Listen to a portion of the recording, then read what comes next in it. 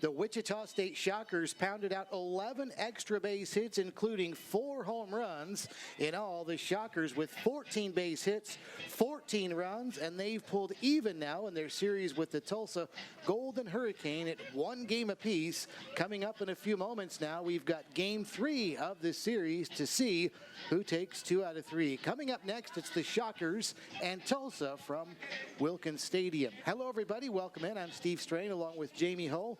Glad you've joined us now after a prolonged rain delay of over an hour. We're ready to go for Game 3 of this series, Jamie, and after some cloudy skies and again some rain between games and right toward the end of Game 2 of this series, the first game of our doubleheader today, we've got sunshine and anxious to see what happens with Wichita State here against Emily Watson. That great pitcher for Tulsa will take the circle for Game 3 against those some hot Shocker bats. Yeah, we've seen an interesting weather pattern. We've seen snow, sleet, rain, and now bright sunny skies here in Wichita. But you're right, Steve, the Wichita State Shockers are going to have their hands full again today, facing the dominant pitcher from Tulsa and Watson, who did a number on Wichita State in Game 1. So we'll see what the bats can do if they can stay hot in Game 3.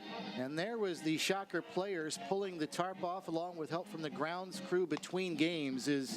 Again, we sat here for in all about an hour and a half or so waiting for the rains to subside, and they have. The field's a little bit damp, not a ton of moisture on the field, Jamie, but just enough to delay things for us. But again, it looks awfully nice out there right now. The thing that's on the Shocker minds, at least getting this game started, is center circle Caitlin Bingham. So Bailey Lang struggled through the first couple days of this series, and Bailey Klitsky is kind of returned to normal. So Shockers are going to hand the ball to Bingham here in game number 3. Last time we saw Bingham, it was last weekend against UConn. She went 3 innings, gave up 3 hits, 1 earned run, was about even with 3 walks and 3 strikeouts. So this is an incoming freshman from Oklahoma, someone who's definitely looking to make an impact for this pitching staff. There you see the numbers for Bingham, 6.23. One thing that stands out to you, and also 3 more walks than strikeouts on the season, but a good start as she gets the tough hitting Julie Hollingsworth to swing and miss at the first pitch of the game, which comes in at 5:29 Central Time, 0-1.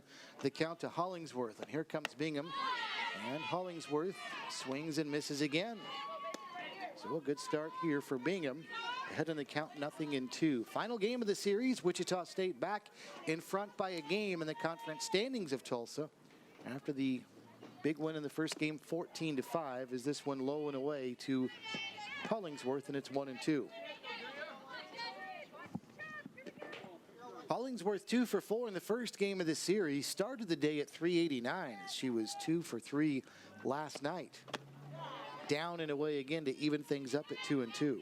Hollingsworth has been very effective using the hard ground here at Wilkins Stadium to get that ball straight onto the ground. She's a tough out because of her speed. So what she's going to try to do is get ground balls into the infield and really work her speed all the way down to first base. So far been very good at that against Wichita State in this series. Swing and a miss, another one down and away. So a good job locating that time by Bingham as she continued to stay down and away, Jamie, and she got strike 3 on 1 in that location. And there's the first time we've seen Hollingsworth strike out so far in this series. That's a huge big out for Caitlin Bingham out on the mound for Wichita State. Now just the opposite, upstairs and away to Shelby Estacado. 1 ball and no strikes to her. 18th appearance of the season for Caitlin Bingham. This is her 11th start of the year. 42 2/3 innings on the season. She has surrendered 38 earned runs. Another one that stays up high, and the count's 2 balls and no strikes. But again, 32 walks and 29 strikeouts coming into the game. Now 32 and 30, but still, you want to reverse that and have more strikeouts than walks. That pitch will help as it's 2 balls and a strike. Opponents hitting .284 against Bingham on the season. Facing a dangerous, dangerous hitter in Shelby Estacado here.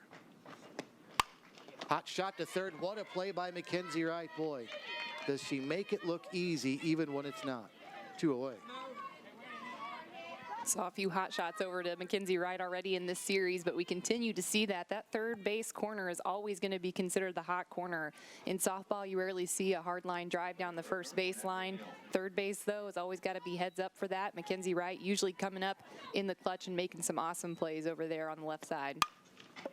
Now a ground ball on the right side by Morgan Neal. She doesn't waste any time, and she's on at first base with a single. Bailey Lang is in right field. She started the first 2 games of this series for Wichita State. When she doesn't start in the circle, a lot of times you can find her out in right field. There's the Shockers defensively. Riley Buck at first. Everything else the same from game 1. Kaylee Hecker at second. Lori Derrico at short. Mackenzie Wright over at third. The outfield from left to right. I beg your pardon. Asia Weber in left is another change. And then Bailey Nickerson in center and Bailey Lang in right field.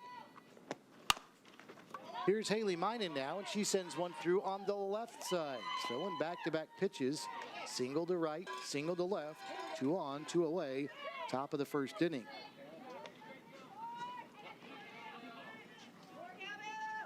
So Minen through on the left side, first and second now for Tori Stafford, the first baseman.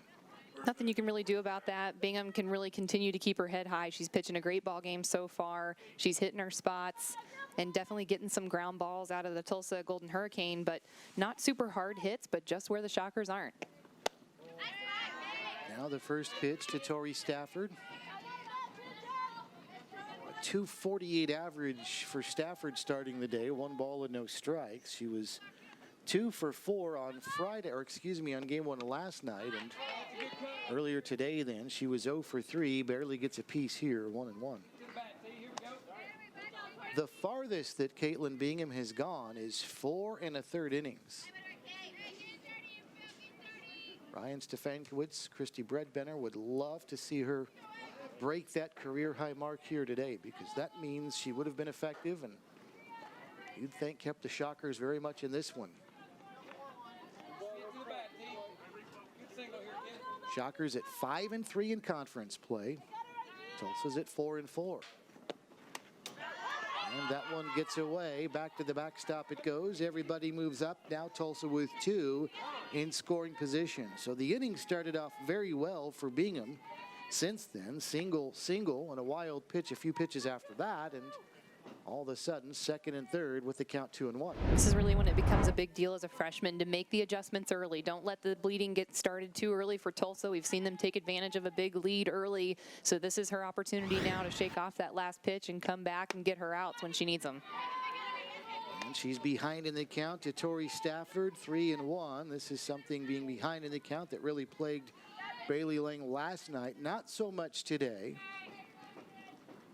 But she's 1 pitch away of possibly loading up the bases. Here comes the 3-1. Lifted, and she might instead get out of the inning. Derrico backing up. Now Weber coming in, and Asia makes the catch. So 2 singles for Tulsa. They leave 2 in scoring position. No damage done. After half an inning, Tulsa nothing. Shockers coming up. Introducing Dunkin's new cold brew coffee, steeped slowly in cold water for small batches with an ultra smooth, full-bodied flavor. Discover the craft of cold brew today and keep on. America runs on Dunkin'. Charles Koch Arena is the place where we gather as a community to compete against the very best. Now our game plan is to renovate Koch Arena by adding a new Student-Athlete Success Center. Your tax-deductible gift can help deliver that slam dunk.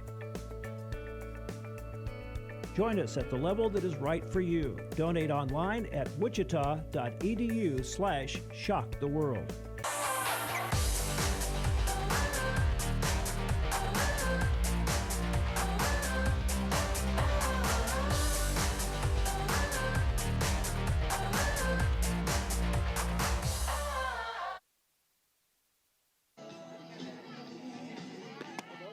Tulsa kept off the scoreboard in the first inning. Now Wichita State will get their chance against Emily Watson, who was so good last night and has been so good all season long. But the Shocker Bats came alive in game one of this doubleheader today, so we'll see what happens, Jamie. This is going to be a fun matchup when the Shockers are batting in the bottom of each inning. What gives the outstanding pitcher, or normally a very good hitting team, that's bats came alive in the first game today? It's going to be fun. What's interesting about both of those things, Steve, is inconsistencies. You got to look for who's going to battle the most, and you can see how Watson stayed very consistent all through game one, 11 strikeouts, stayed ahead of the hitters, threw a lot of first pitch strikes. Now you got to look at Wichita State to bounce back from that inconsistent hitting that they had in game one, and instead look for consistency today against Emily Watson, and that's really what's going to play the biggest difference. You want to talk about the best of these hitters for Wichita State, at least right now. It's Mackenzie Wright, and she's up there now riding a 10-game hitting streak after she picked up another base hit in game one today. A couple of hits last night, one today. 1 ball and no strikes, and Mackenzie takes a strike 1-1. Last night, she was very aggressive, was Wright, against Watson early in the count, picking out her pitch right away and doing some damage with it. That's really how you're going to be effective against Watson. If she gets ahead, she's got a lot of spin, she's got a great changeup, she's going to throw it out of the zone and fool you, so you got to make sure you're swinging early in the zone. Don't let her get ahead. Fouled back up over toward third, and that's going to be caught by Sarah Bryers, one away. Tori Stafford's at first base defensively for this Tulsa team. Morgan Neal at second. Shannon Hughes at short. Bryers, who just made that play over at third. There she is, the outfield from left to right. Michaela Witten, Shelby Estacado again in center, and Haley Minen is over in right. Riley Spell behind the plate, catching the balls and strikes of right-hander Emma Watson, who delivers to Asia Weber, who fouls one over toward the third base dugout, and a nice effort by Bryers. Had that lip of the top of the dugout roof there not been there, she might have made that catch, but instead Weber stays alive.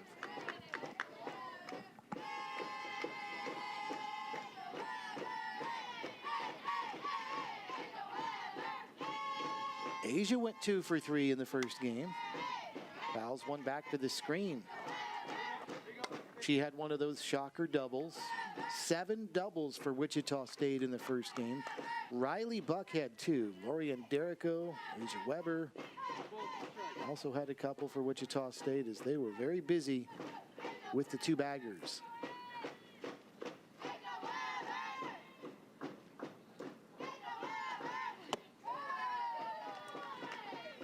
It's down and away, 1 ball and 2 strikes.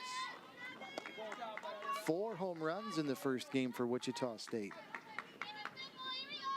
They weren't just making contact, they were putting the ball somewhere, and somewhere a long way from home plate.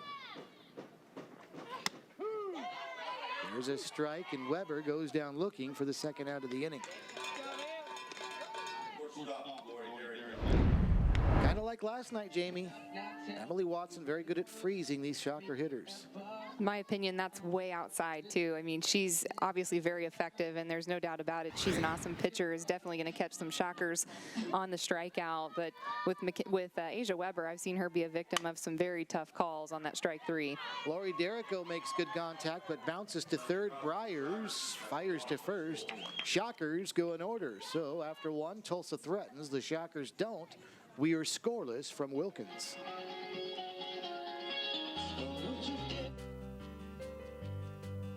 Become a part of history at Wichita State University by helping us complete X Stadium. A new 10,000 square foot performance facility will give our baseball, softball, tennis, and golf student athletes the strength and conditioning training space they need. Your tax-deductible gift will help us knock it out of the park. Join us at the level that is right for you. Donate online at wichita.edu/shock the world.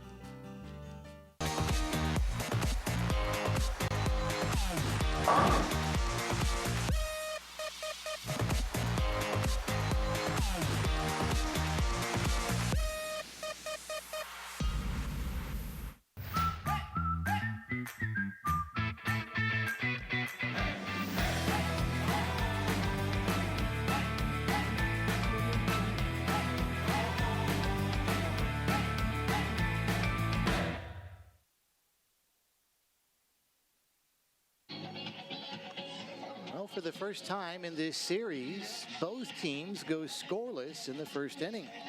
Tulsa scored 4 in the top of the first last night, and Wichita State scored 3 in the bottom of the first in game 1 of our doubleheader today. But we start the second inning for the first time in this 3-game series scoreless.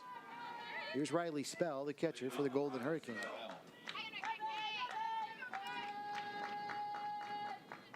Caitlin Bingham delivers to Spell, and a good pitch for a strike, 0-1. Going into this game, you'd probably expect quite a hitting duel back and forth. You know, you think about it really turned out to be a pitcher's duel so far within just the first inning. It's down, 1 ball and 1 strike. Tulsa managed to pick up 10 hits off of Shocker pitching in the first game, so it's not like their bats were completely silent. But Wichita State scored 14 runs to Tulsa's 5 to even this series at 1 game apiece. Pitch is up high for a ball. Riley Spell had one of those 10 hits. There she is. Last night she also went 1 for 2, so she's 2 for 5 in the series. The 2-1, a little bit above the letters, not by much, but the count's now 3-1. Spell, Shannon Hughes, and Sarah Bryers, 6, 7, and 8, will bat here in the second inning for Tulsa in a scoreless game. The 3-1, bouncer to third, backhanded by Wright. McKenzie will throw to first in time. So McKenzie's had a couple of 5-3 putouts, 1 away for Shannon Hughes. Wichita State will be at Oklahoma for a midweek game this week. And then off to Houston. And they will not come back to Wichita after they head to Norman. They're just going to head straight from Oklahoma down to South Texas. On attempt, Shannon Hughes comes up empty, 0-1. So a nice long road trip ahead. Not an easy one. Houston, starting this weekend, was number 1 in the American Athletic Conference in team ERA. Pitch up high for a ball. As we talked about in the first game, you think about facing Emily Watson this weekend, then they've got to go to Oklahoma. You always know what that's about. And then down to Houston. Central Florida they'll take on here next weekend. It's not an easy road for this Shocker team right now. Another one to right. 2 up, 2 down, both to McKenzie. And kind of like Bailey Lang, it's now Caitlin Bingham getting the ground ball outs. That's the 3rd to McKenzie Wright alone. She had to charge this one, play a nice little short hop. Yeah, this is not an easy play. Mackenzie Wright makes it look easy, but that's just one of those balls you never know how it's going to hop. I mean, it can hop left, it can hop right, depending on how the field's playing that day. She did a great job keeping her eye on the ball and getting the big out. Sarah Bryers steps in, takes a strike, 0-1. She has gotten rid of the shades in game 2, Jamie. She's the one that played both third base and pitched with sunglasses on, but not in the nightcap of this one. 1 ball and 1 strike to count.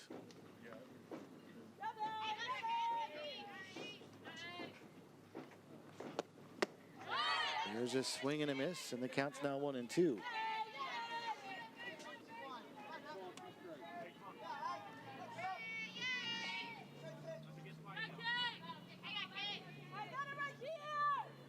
Ryers had a hit in the first game. 1 last night. Yanks this one well foul. Count still 1 ball and 2 strikes.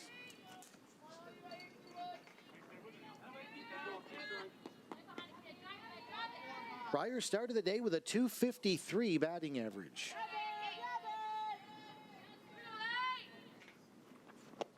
And takes down and in. The count's even at 2-2.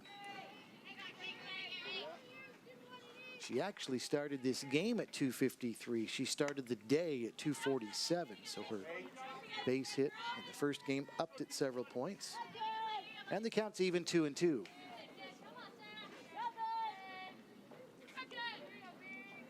Bingham is ready and delivers, and she barely got a piece of it and stays alive. Count still 2-2. This bottom part of the order for Tulsa, we've talked much about during the series, not very high in the batting average department.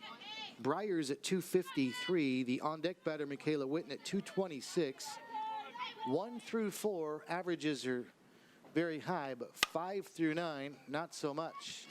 Lori Derrico is going to have to throw to first. Side retired in order. And so, good start for Caitlin Bingham after 1.5 scoreless.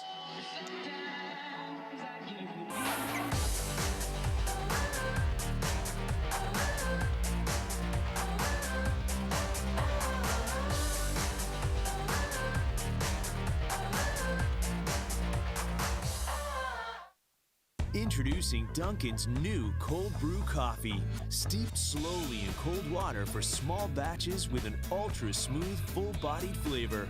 Discover the craft of cold brew today and keep on. America runs on Dunkin'.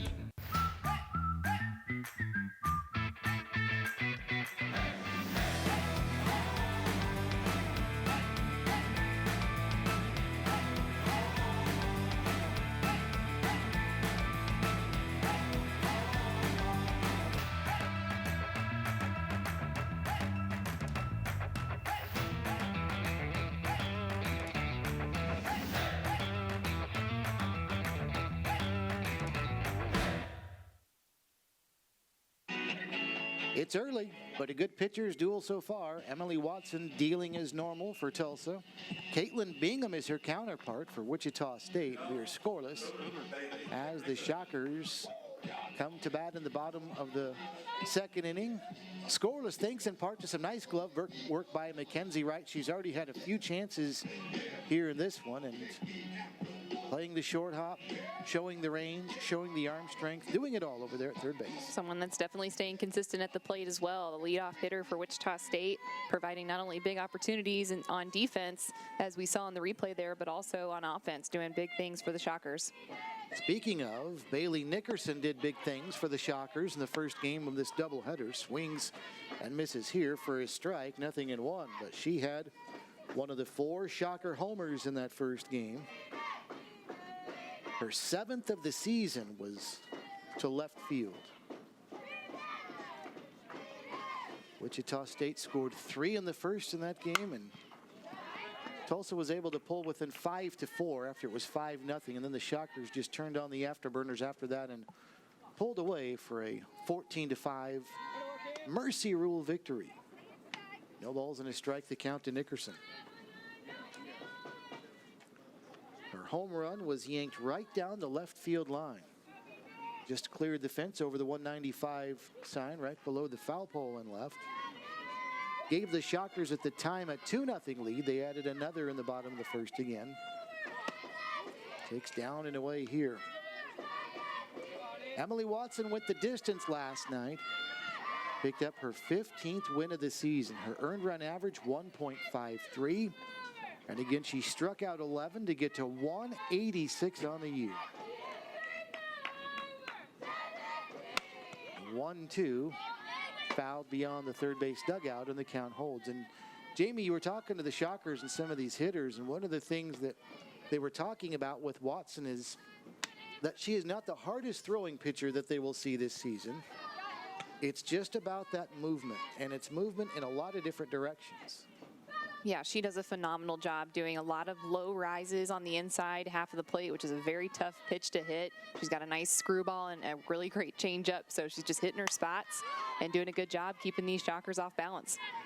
Nickerson, fly ball behind the bag. It'll be the shortstop Hughes that moves over and makes the catch, one away.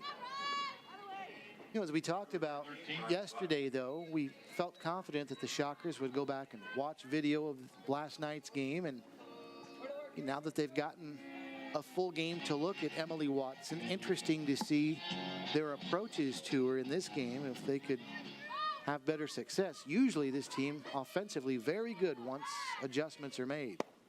Which is down low to Riley Buck for a ball, 1-0. And the Shockers are no stranger to Emily Watson either. Both know each other very well. It's going to be the young part of the staff and the young part of the team actually for Wichita State that's going to be new to Watson. So they know each other fairly well, but when she's on her A game, she's a tough pitcher to hit regardless of speed. She can definitely do some damage with the nice spin and nice little off speed, whether you know what's coming or not. 2 balls and no strikes to Buck. Riley, home run in the first game as well. Bounces one foul here. Jamie was talking about the familiarity that these two, Watson has with the Shockers and vice versa. Of course, these two teams played each other every year in non-conference, including here recently.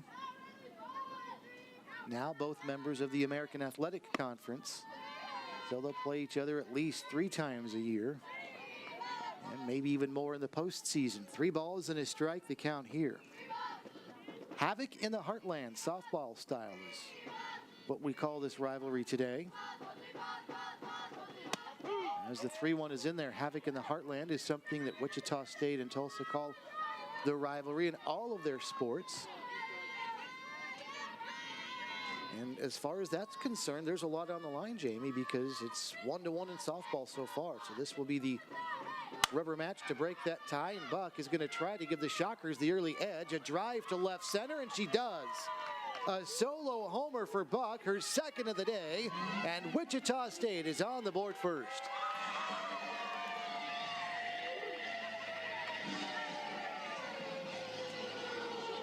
Riley Buck with 4 home runs on this season, and 2 of them today. 1 in game 1 and this one in game 2 of the doubleheader. You want to talk about Riley Buck turning it on. She's got her head down all the way in, sees the ball all the way across the plate and puts her bat to it, and this just floats right over the left field fence, almost identical to the one from the game 1 that we saw earlier today. So there she is getting her team riled up, and if there's any time to get something started, it's right now against Watson as early as possible. Her 18th run back into the season. Do we have back-to-backs? We do. Paige Llewellyn a bomb to the same spot almost.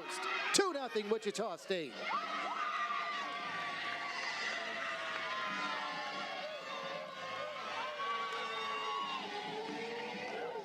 Well, they may have well made adjustments on Emily Watson, as they've already done something they couldn't do all of last night, and that's get to her with the long ball. And Jamie, there was no doubt about this one, crushed by Paige Llewellyn. Paige Llewellyn making adjustments. You know, I overheard her actually talking to the coaching staff about making the adjustments necessary to hit the ball hard again, and there she is. It's bouncing all the way almost into the street again.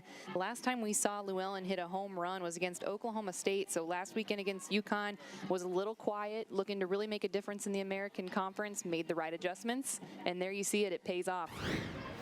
John Bargfeld, the coach for Tulsa, is out of the dugout. He's center circle, and there was again a rain delay of well over an hour between games, and I think if you talk to Coach Bargfeld, people got the sense he wasn't necessarily crazy about having to wait this out. He might have felt like he was better served just to head on back to Oklahoma, and maybe we're finding out why. There was some question as to the health of Emily Watson, who never got up to warm up in the first game. Even when Tulsa pulled back to within 5-4, you thought she might at least go out and loosen up, and she never did, and now here she is, not looking the same so far. It's 2-0 Wichita State.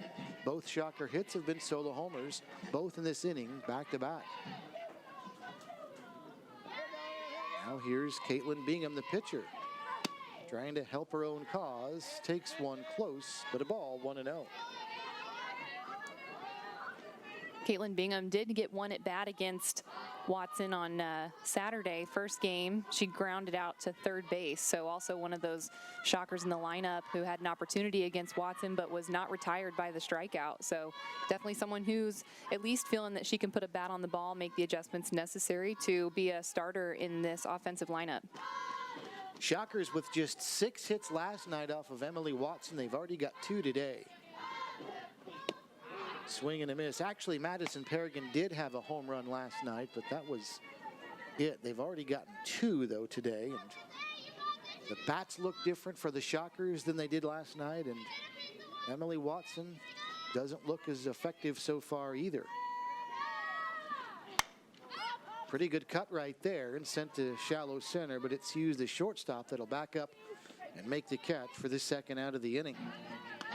I was talking to Elizabeth Economan in the locker room while we were waiting out the rain, and she was excited to play again. And that's interesting to think when you're going up against someone like Watson, who's been very dominant pitcher for Tulsa and was really, really good against Wichita State in game 1. But she says, you know what? The bats are hot right now. I want to see this team come out here and see what they can do against a pitcher who's got some good stuff, because right now they're swinging the bats very well. And here's Madison Perrigan, who's swinging it very well, and she takes for a strike, 0-1. And that one really shocked Christy Bredbenner. It was a delayed strike call, too, and I think coach is even saying, was that right arm for a strike? It looked to be at least inside and maybe down and in, but Perrigan had it rung up as a strike, so it's 0-1.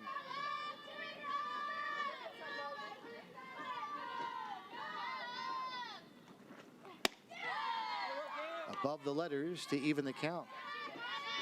Perrigan with a home run yesterday and a home run today, so she's got him in back-to-back days.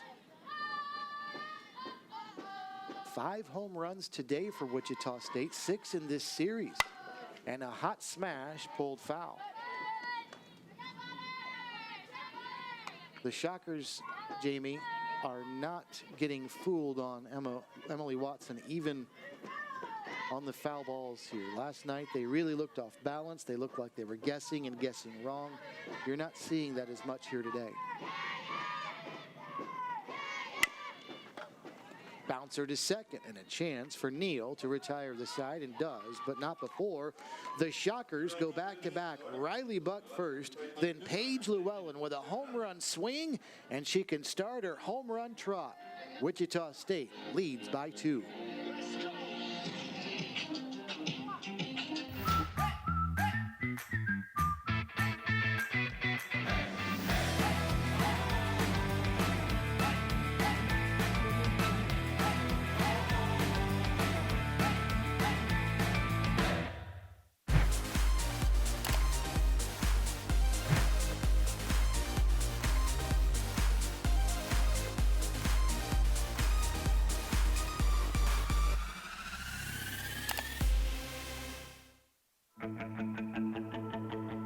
Wichita State University is Shocker Nation. We exceed expectations, push boundaries, seize opportunities, and move boldly ahead. We are student-centered and innovation-driven. It's who we are. Our vision is simple but powerful. Create, innovate, collaborate, and celebrate. With one unifying purpose: to shock the world.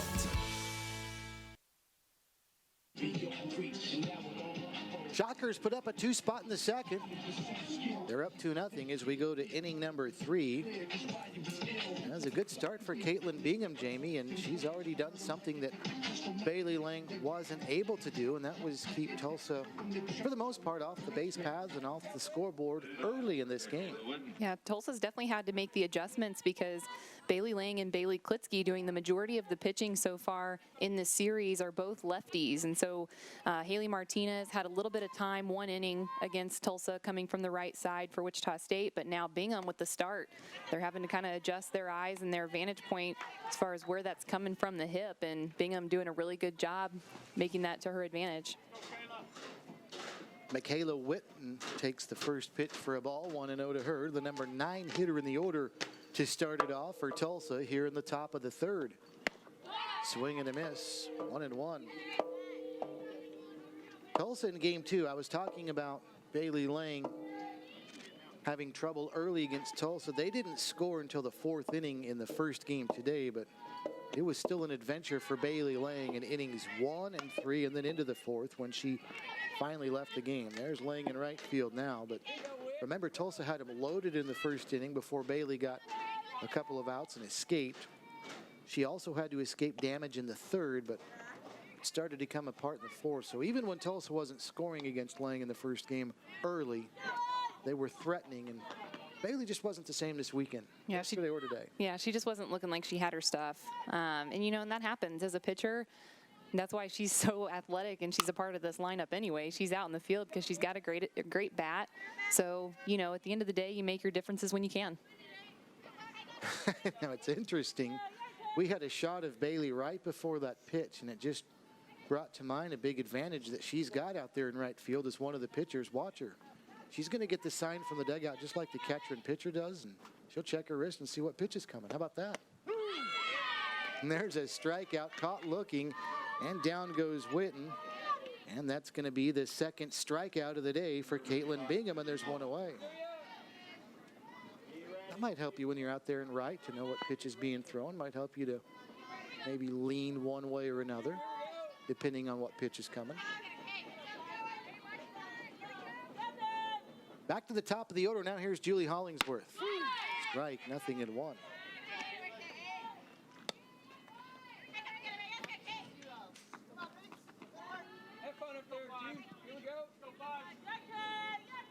Hollingsworth struck out to start the game, so she's 0 for 1. She struck out swinging as well, and she is a leadoff slap hitter for Tulsa, but she was unable to be successful at that in the first inning against Bingham, and it was a steady diet of pitches low and away, so we'll see what happens the rest of this at bat. There's one that's down, but too far down, and Hollingsworth didn't offer. 2-1. Hollingsworth's got a good eye. She leads this team in walks and on-base percentage, so she does whatever it takes at the leadoff spot, which is exactly what you're looking for. And she does just that again, coming up through the middle with a base hit. So she's going to do whatever it takes to get her team going. We see that same thing in the leadoff for Wichita State and Mackenzie Wright. Yeah, she is a very tough out, but Bingham couldn't do it 2 at-bats in a row. A single to center field for Hollingsworth, with one out, and now Shelby Estacado will step in. Another tough out for Tulsa.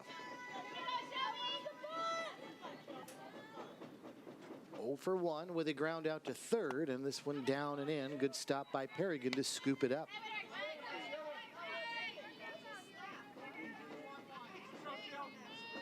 One of 3 ground ball outs already to Mackenzie Wright over at third. Lori Derrico's got a ground out. She also threw out a runner in the second inning. That was Sarah Bryers. So Caitlin Bingham is doing a good job of getting Tulsa hitters to hit them on the ground. A bouncer foul there. 1 ball and 1 strike to Estacado.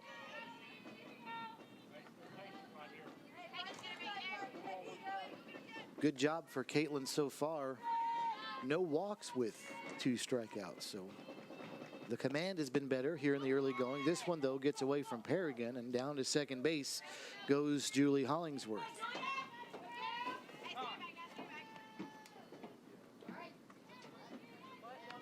So a runner in scoring position now for the Golden Hurricane, and dangerous hitter up there in Shelby Estacado. She had a couple of hits in the first game, also drove home a couple of runs. She's got the RBI total, Jamie, up to 37 now on the season.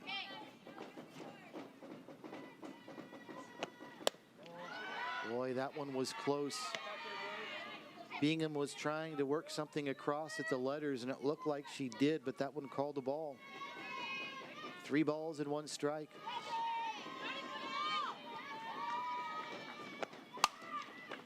Another chance for Mackenzie Wright after she looks the runner back at second and fires to first. 4 putouts already for Mackenzie on the ground, and there's now 2 away. I'm sure this Wichita State team would say, hey, you know what? If we're going to see a ball go to one person over and over again, we'll watch Mackenzie Wright make a few more plays in her senior season, because she is one reliable third baseman. She's done a good job making the plays when she needs to, the easy ones, but also the very difficult ones that we've seen from her this weekend. Here's Morgan Neal now taking the first pitch. 1 ball and no strikes. We've seen it all weather-wise this weekend, and both days we've seen a little bit of everything. Here comes the 1-0. As cold as it was yesterday morning. Of course, the game ended up getting moved to a later start time. 5 o'clock we started. By the time we started, it was sunny and nice, and then we had the freezing temperatures last night, rain today, and now it's gotten a little bit brighter again here. There's a bouncing ball to first. Buck is there, steps on the bag, and no damage after the base hit and the wild pitch. We've played 2.5. Shockers lead 2-0. Wichita State University is preparing today's students to become tomorrow's leaders. The Shock the World campaign is raising $25 million in private funds for a new home for the W. Frank Barton School on the Innovation Campus. Invest today in tomorrow's business leaders by calling 316-978-4076 or visit www.wichita.edu/shocktheworld.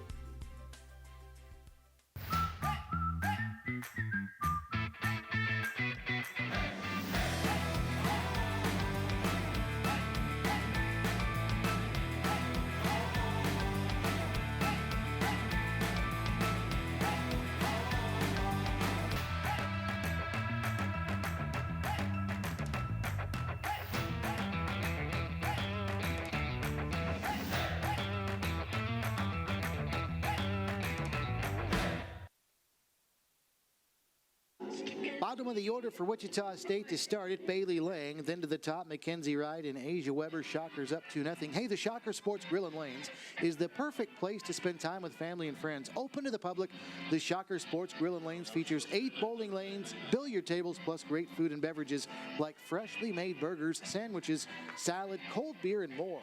They're located in the lower level of the Radigan Student Center, and it's the perfect place for a kid's birthday party, group events, or a night out with friends. The Shocker Sports Grill and Lanes, sponsoring Shocker Softball on a Sunday afternoon where Wichita State is looking for a doubleheader sweep of Tulsa.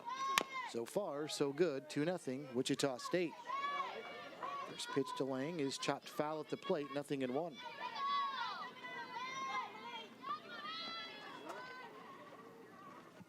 Bailey batting out of the 9 spot right now. She is at 279 on the year with 3 homers, 13 runs batted in. Takes away 1 ball and 1 strike. Bailey 1 for 3 in the first game, and she was 0 for 1 last night. So a 1 for 4 series.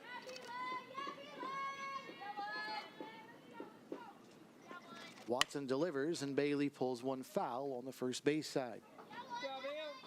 Bailey's a good one to get on base in that 9 hole. She's 7 for 8 on her stolen base attempt, so she's definitely got some speed on the base paths. If she's able to get on base here, she can definitely provide a little bit of momentum for Mackenzie Wright in the top half of this lineup for Wichita State.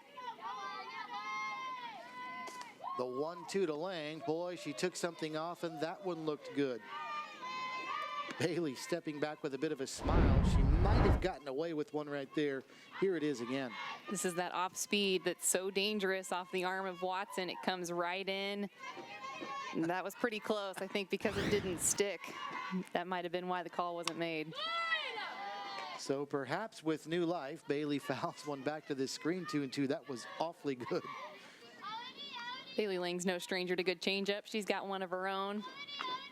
I think that's where that smile came from. She said, yeah, you know, I get it. But the call did go in her favor. Counts even, 2-2.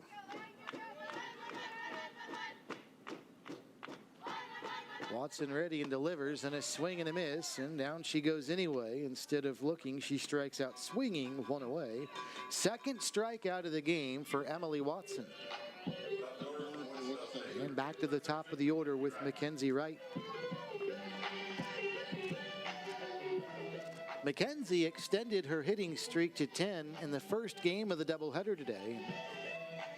Also extended her consecutive games to reach base streak to 17, but she is 0 for 1 in the nightcap. She popped out to third in the bottom of the first inning. Takes down and in, 1 ball and no strikes.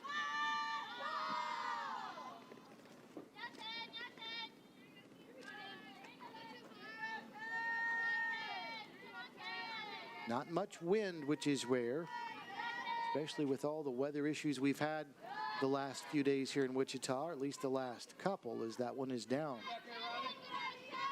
When we started today, there was a light breeze out of the south at just over 10 miles an hour. I would guess that's about what it is right now.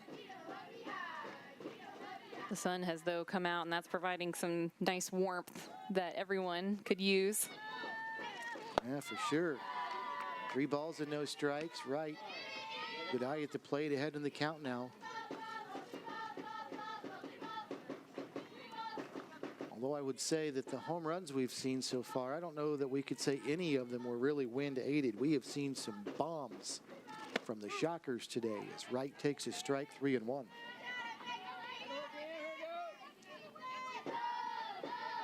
Bailey Nickerson's was right down the line in left field. Well struck. Madison Paragon cleared the scoreboard and left. To name a couple of them is Wright. There's a base hit into left field. And the hitting streak is now to 11, and that's 18 straight games. She's reached base. And with 1 out, the Shockers a runner at first base. So here it is again. Another good confident swing from McKenzie. Mackenzie Wright ahead in the count here, 3-1. Able to take a pitch that she liked and take it all the way out into the left field area on the ground. Get a nice little single. Maybe start something up for Miss Asia Weber, who's up to bat. Asia would like a little redemption as she was caught looking in the first inning. And once again, an outside strike taken by Weber. 0-1. Asia might just need to start swinging at anything close to the outside because she's taken a lot of strikes that have been either on the edge or maybe sometimes even a little bit outside of it, but nonetheless, more than one pitcher in recent time has continued to work that part of the plate to her. That one a little bit up, 1-1. We saw in game 1 today, she was able to take that 0-2 count and make it count when she sent a really high outside pitch from Pocop out to left field. So you can definitely see her fighting it off when she can to try and get a good piece of the outside corner. That one went off the mask of Spell, the catcher, and she goes down to her knees and has to shake that one off.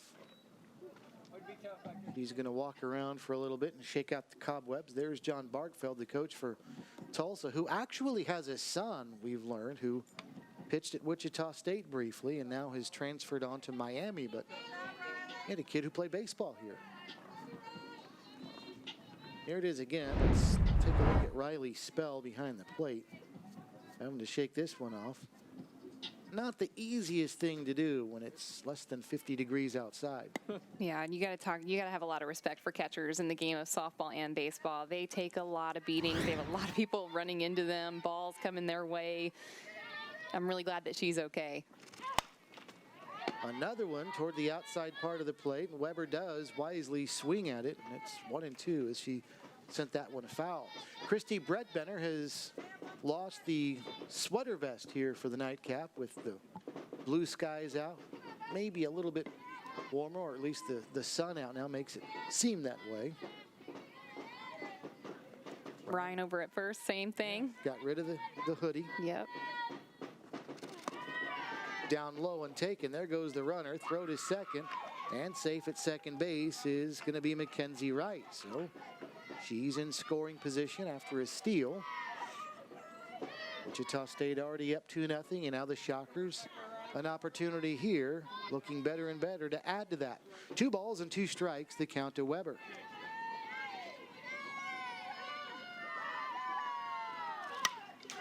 Down and away. Asia going after it, though. But you've talked about it, Jamie. Like we said, that's what she's got to do. They're going to keep pitching her there, and a lot of times they're going to keep getting strikes called there, so you might as well go after them. She's got a really nice swing from the left side. She can reach that far. It's just a matter of really deciding if she's going to let it be a called strike or swing at it and continue this battle here against Watson. 2-2 as Watson delivers. Oh, that one way in tight, and it almost hit her. Well, that's wise by Watson. If you're going to give somebody a steady diet away to finally come out and maybe surprise him inside. Asia didn't go around, didn't get hit, and I don't know how. That one was close. In fact, Christy Bredbenner's asking about it, I think. Yeah, it looks like it hit just the knob of the bat, and so that would be considered a foul ball. Now, if she was able to kind of sneak out of the way of it, could have been a pass ball, you never know, but did in fact hit the knob of her bat. So the count's 2-2. Here comes the pitch. Swing and a miss, and down she goes. So Weber has been caught looking and now caught swinging, and that is going to be the third strikeout of the game for Watson. 2 of them to Asia Weber. 2 away here in the bottom of the third inning for Lori Derrico. Lori Derrico in game 1 today hit one of the longest home runs I think this field has seen.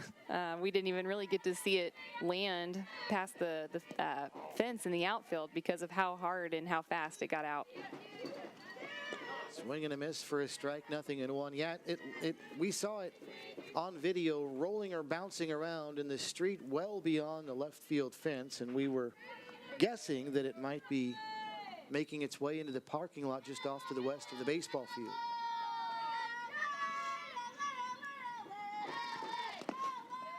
One's down. I remember a couple years ago, I think it was, Macklin hit one more to left center, but I think she reached the parking lot as well. And she really got a hold of one.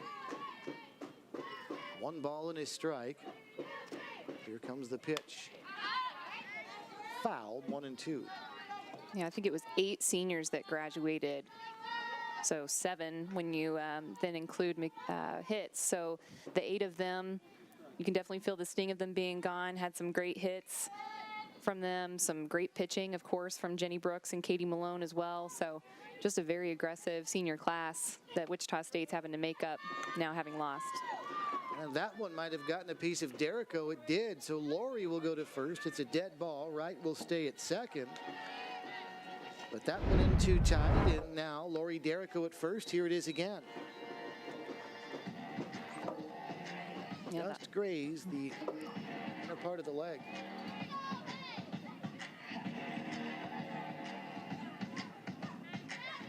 So Bailey Nickerson will now get a chance with 2 outs and 2 on.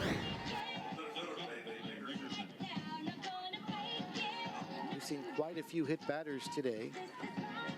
Both teams guilty of it in the first game, and now Lori Derrico down at first after getting plunked here in game 2.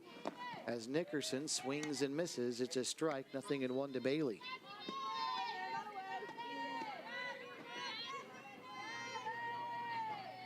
Shockers will be back at home next weekend for conference play. Excuse me, they'll be in Houston next weekend, back at home in 2 weeks, I should say, when they'll have one of those tough Florida schools here. Swing and a miss for Nickerson. And it's now 0-2. Central Florida will be here 2 weeks from now. The road not easy for Wichita State schedule-wise. It's not been all season. Toughest schedule, the 6th toughest, I should say, RPI-wise in the nation. This stretch right here is as tough as it gets. Good Tulsa team, Oklahoma next. Midweek game, then down to Houston.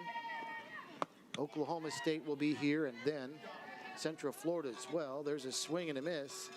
And down goes Nickerson. Down go the Shockers. They threaten but can't produce runs. We'll go to the 4th. Wichita State 2, Tulsa 0. Introducing Dunkin's new cold brew coffee, steeped slowly in cold water for small batches with an ultra smooth, full-bodied flavor. Discover the craft of cold brew today and keep on. America runs on Dunkin'. Charles Koch Arena is the place where we gather as a community to compete against the very best. Now our game plan is to renovate Koch Arena by adding a new Student-Athlete Success Center. Your tax-deductible gift can help deliver that slam dunk. Join us at the level that is right for you. Donate online at wichita.edu/shocktheworld.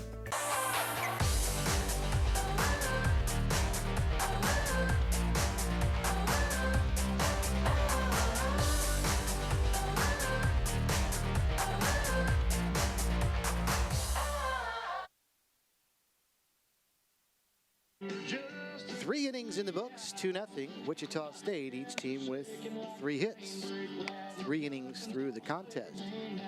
Shockers, as I mentioned, off to Oklahoma for a midweek game, then down to Houston. There's the schedule, Jamie, and What we don't see is after the Oklahoma State game, Central Florida here in a couple weekends. So that's a team that's right around the top of the conference standings. Houston starting the weekend had the best ERA in the conference, well under 2 runs per game allowed. You know about Oklahoma, you know about Oklahoma State. This is always a good rivalry. Tulsa always a good team. They're already well over 20 wins. It is not an easy part of the schedule right here. Not that very many parts have been, but this is really tough. Yeah, you want to talk about ERA and batting average. Look at Oklahoma State, or in Oklahoma. Those two teams have obviously very great numbers in those categories as well. So Wichita State's going to have, again, just a very tough road, and they're used to that. So they're going to continue to see that as they progress through the rest of their season. Haley Minen, first pitch, chopped foul here to start the 4th inning against Caitlin Bingham. No balls and a strike to Minen, who singled back in the 1st inning.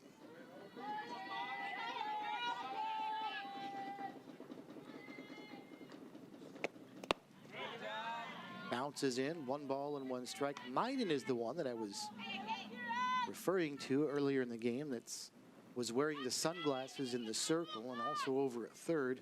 Makes sense now with plenty of sunshine, but even when it was quite overcast in the 1st game, she still went with the shades, which is outside for a ball. 2 balls and a strike.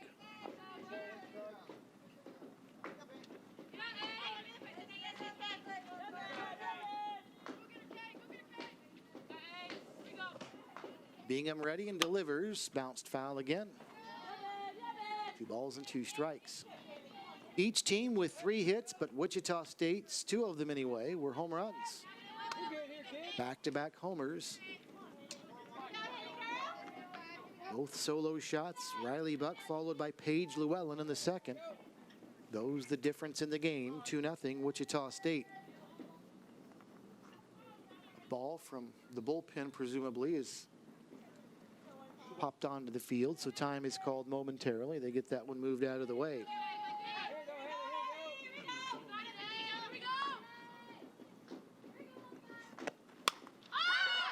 Popped up right side, foul ground. Harrigan is there and makes the catch, 1 away. It's not an easy play. Every single time you see the ball go up and you see your catcher running after it, you always got to worry just a little bit because that's very tough to have to completely turn around to make the play. Madison Harrigan, though, making it look easy here. As you can see, she's running for it, keeps her eye on the ball the whole time, and then just at the end, it looked like it may have even started to kind of shift back toward the field, and she adjusted and made the out. Now Tori Stafford is in, taking the first pitch for a ball. 1 ball and no strikes.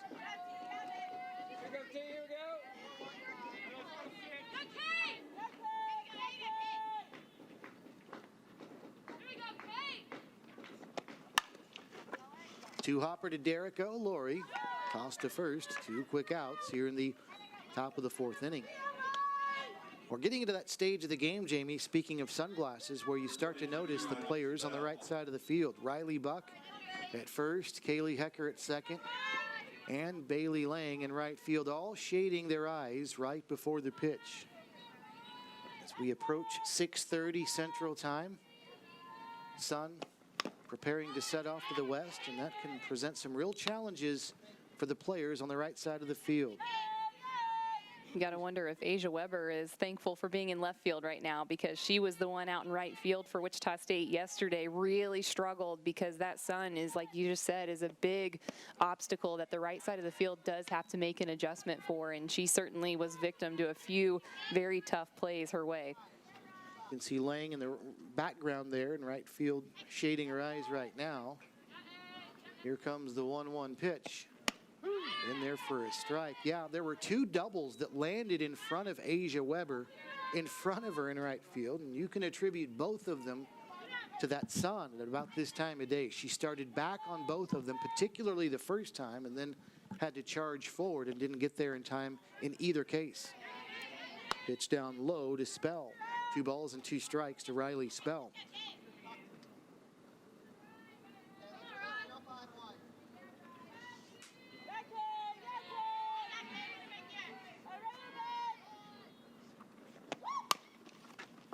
Bounced just barely foul. Count home. Boy, that one was fair on the last bounce it took, but then crossed over the line just as Mackenzie Wright did, getting a glove on it. That second bounce was fair, then apparently crossed over just at the last moment. Boy, I thought if it crossed the bag, it's still a fair ball. That one, that was close.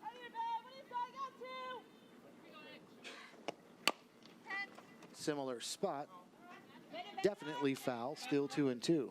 Yeah, Spell staying consistent. Her first at bat, ground ball over to Mackenzie Wright at third. So looks like Bingham's definitely continuing her plan against Spell, and that's staying inside, throwing some off speed. Looks like she's out in front just a little bit, so I would definitely expect the left side of the field should be expecting the ball off of the bat of Spell. That one fouled at the plate, and the count's still 2-2. 6 of the 11 outs recorded by Caitlin Bingham so far have been by the ground ball. 4 of them to Mackenzie Wright over at third. Lori Derrico's had a couple of chances as well.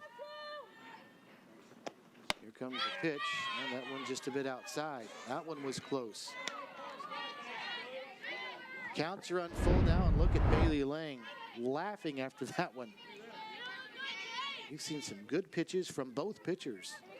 We've gotten squeezed tonight. Yeah, that's tough. I mean, that looked really good from here. Of course, we get to see it in slow motion, and so it's a tough call from the umpire, but man, it looked good from here. Chopped at the plate, foul to Riley Spell. Counts full now. Spell 0 for 1, led off the second inning by rounding out to third. And here's a look at the pitch she just barely got a piece of. Bounced up and off the shin, and now she's going to get a free pass. Down to first base she goes. A full count walk, and Tulsa now with 2 outs, a runner at first base for Shannon Hughes. That's a case where Bailey Lang's probably got to regroup. She was really frustrated she didn't get the strike call on that pitch that was called ball 3, and now a runner at first base. Swing and a miss to Hughes, 0-1. Hughes also grounded to Mackenzie Wright in the second inning. Just like Spell, who's on at first base.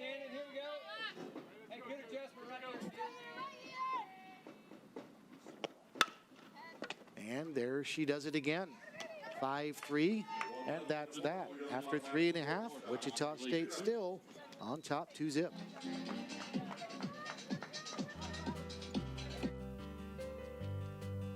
Become a part of history at Wichita State University by helping us complete X Stadium. A new 10,000 square foot performance facility will give our baseball, softball, tennis, and golf student athletes the strength and conditioning training space they need. Your tax-deductible gift will help us knock it out of the park. Join us at the level that is right for you. Donate online at wichita.edu/shock the world.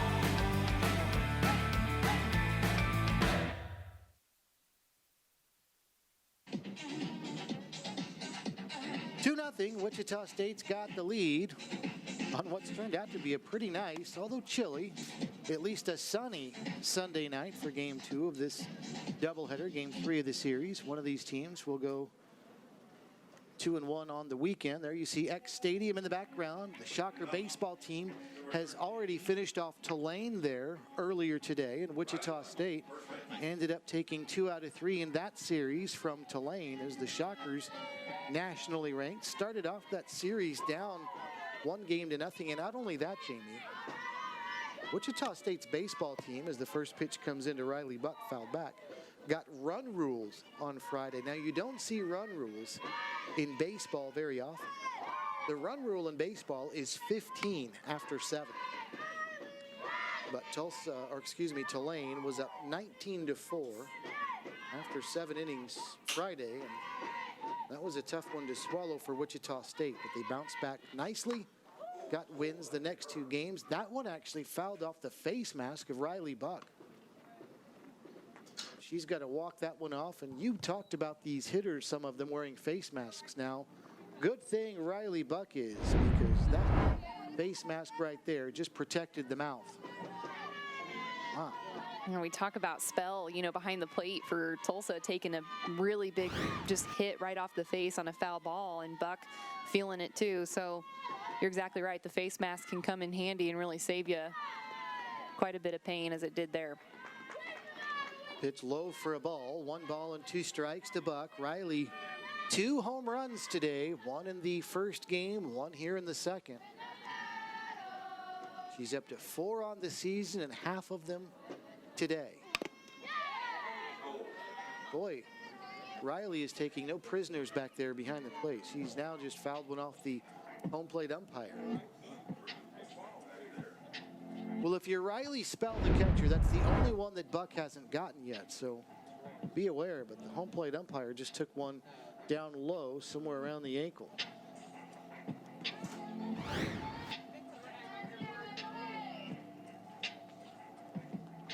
Those guys are tough, though. Wearing plenty of padding underneath, as you can tell. 1 ball and 2 strikes to Buck. And here we go. Bounced over to the right side. Nice play by Stafford, and she will win the foot race to the bag. So 1 out here to start the bottom of the 4th inning, and Paige Llewellyn will step in. There's another one donning the shades. Stafford over at first base, doing a little shoulder shimmy as Llewellyn steps in. It's the first time Buck has been retired today. She's been hot, so you got to tip your cap to Watson, who was able to retire a very hot hitter in Buck. Again, the home run earlier in this game. So she was 1 for 1, and Riley was 3 for 3 in the first game.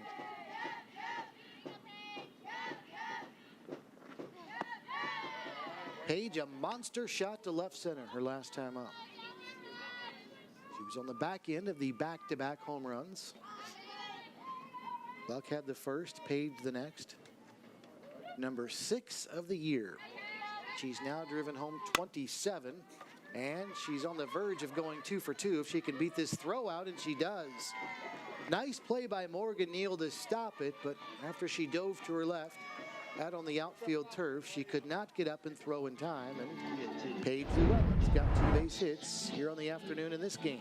That's a really great play. That's a tough hole to cover as a first and second baseman duo, and she's able to do it, but just looks like she wasn't able to get the ball out of her glove in time to get the out in Llewellyn at first base. But regardless, nice hustle and making sure that ball didn't end up in the outfield. So good to see Paige put together a couple of hits in this game, and now Caitlin Bingham steps in. Runner at first, 1 away, and she chops 1 foul.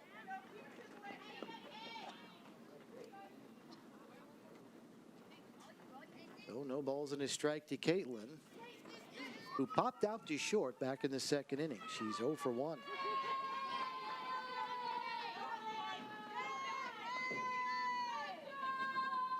Emily Watson ended the 4th inning last night with 10 strikeouts. She's got 3 to this point in this one. This one is popped up behind the plate, and now the catcher Spell lets it land in front of her. Here you go. Not sure if she just lost that one or what. Yeah, again, we talk about just the difficulty of that play as a catcher. You know, first she removes her helmet, so then it becomes a matter of, am I going to step on my helmet? Where am I? I'm kind of moving, just watching the ball more than I am the ground to know where my feet are going to go. And you can see her here. She just kind of realizes she's lost it, and there it lands. Here comes the 0-2, up high for a ball, 1-2.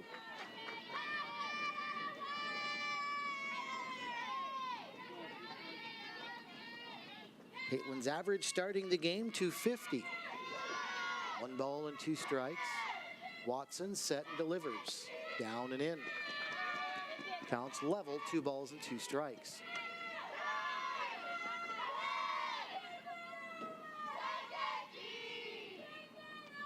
Kind of like yesterday about this time. We were saying, who would have thought the day would have ended up like this after the way it started? 2 days in a row. Lifted. And that one's going to be at about 11 o'clock of the circle, and it's caught by Shannon Hughes for the second out of the inning. So 2 outs now for Madison Perrigan.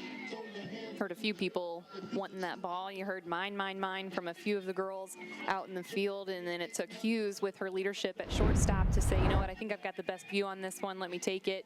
And you can see just the communication and how important that is in a bat and ball sport to have one person just be assigned. Go ahead and take it, and that way there's no collisions and no misplays. Madison Perrigan steps in, fouls one out of play. Did you see how the Astros and Padres ended last night? Bottom of the last inning, scoreless game. Houston's got a runner at third and a routine pop fly like that up the first baseline, and Eric Hosmer just simply overran it. It landed behind him. Astros win 1-0. Ouch. Sliced foul. 0-2 to Perrigan.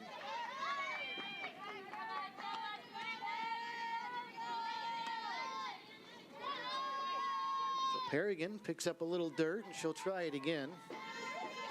Grounded out to second in the second inning, but her bat has come alive this series, and it's good to see. Got the average up to 242 starting the game. A couple of home runs in the series. And there she throws the bat back, trying to stay alive. Well, you hear about baseball players doing that all the time. They're literally throwing the bat at the ball, just trying to make contact. Madison did a little bit of that right there. Yeah, speaking of taking no prisoners, I think we're next on the list.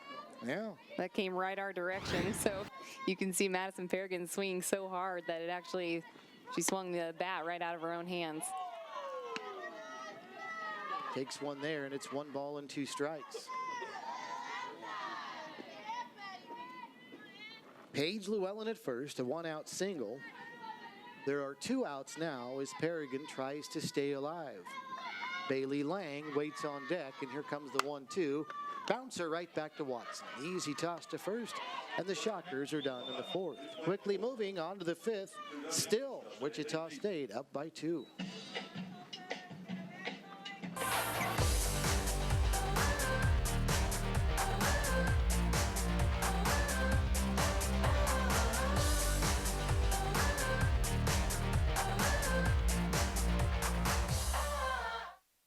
Introducing Dunkin's new cold brew coffee, steeped slowly in cold water for small batches with an ultra-smooth, full-bodied flavor. Discover the craft of cold brew today and keep on. America runs on Dunkin'.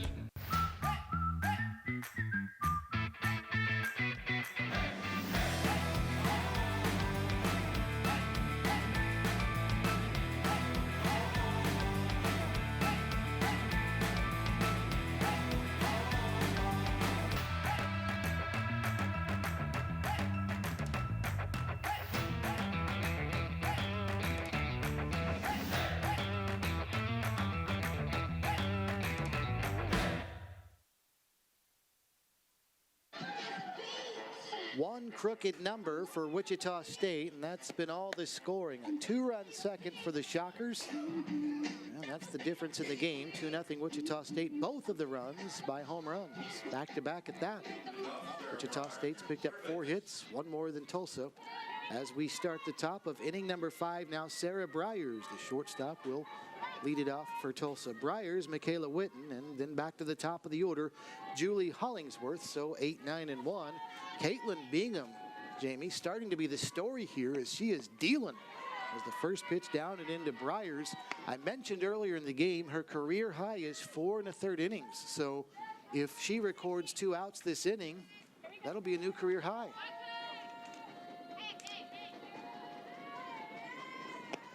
That one in there for a strike. It's 1-1. And that's big because this weekend the Shocker pitching has been somewhat erratic between Lang and Klitsky.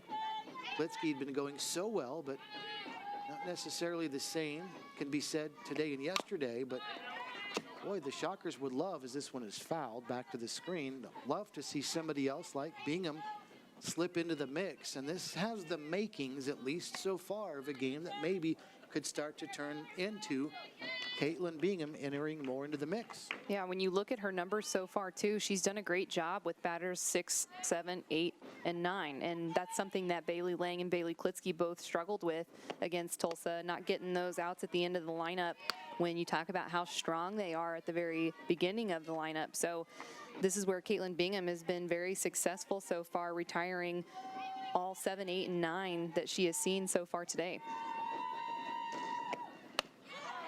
That one gets away from Perrigan. Counts now full at 3-2. One of the 2 times Caitlin Bingham went 4 1/3 innings, it was here against Missouri State a few weekends ago, and she also had a career high in strikeouts as she struck out 6. 3 balls and 2 strikes. Here comes the pitch, and a hot shot up the middle for a base hit. And a good start to the inning for Tulsa. Bryers, a leadoff single.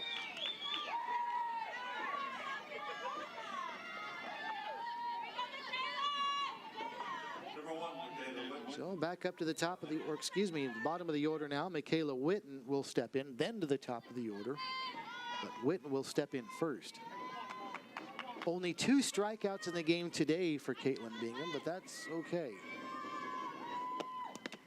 She's doing a good job of getting the ground balls turned into outs. This, though, a wild pitch, and down to second base goes Bryers. That one got the home plate umpire again, I think on his chest protector, and he's again trying to shake something off. Now time is called.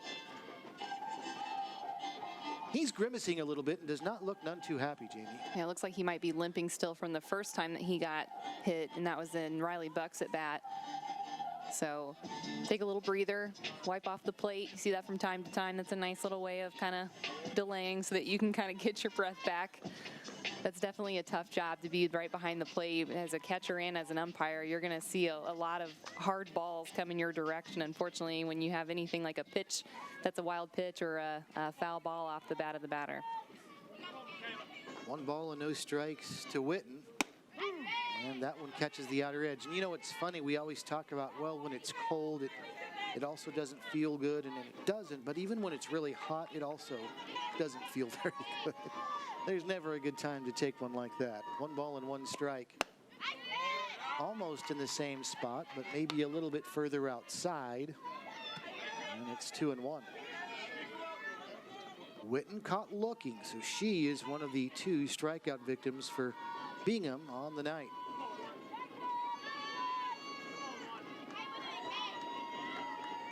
Here comes the 2-1, and that one is in there. Caitlin is really working the outer edge. She's caught it a couple times, just missed it 2 pitches ago, but it's even now, the count, 2-2.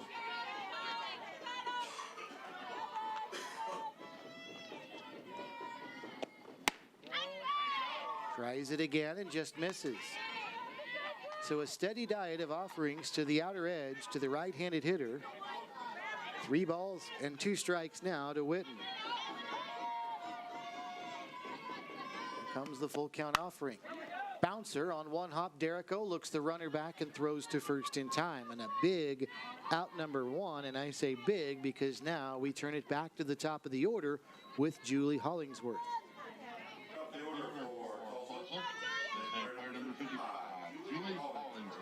Hollingsworth 1 for 2. She started off the game by striking out, then a 3rd inning single. Shockers will have to be on the alert for her. She likes to slap at him, and she gets a little running start there, but takes a strike, 0-1.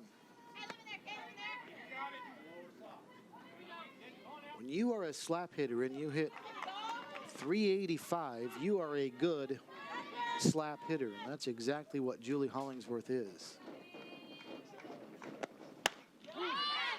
She's taken 2 strikes here, and she's down in the count. Hollingsworth is currently the program record leader at Tulsa. She's got a .455 on base percentage, so she's leading. That's her career record, and she holds that on her own at Tulsa. So she gets on base very, very often. And she's got a high batting average to go along with it. So it's not just the walks, although she has registered 27 of those this season. But she knows how to get on base. 385, the average starting this game. Starting the day, her on-base percentage was 439. Second on the team amongst regulars. Here's the pitch way outside. I beg your pardon, 514 is tops on the team by Hollingsworth.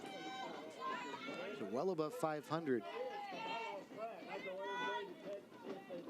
Not much in the power department, but that's not what you normally ask of your leadoff hitters anyway. You ask them to do just what she does, get on base.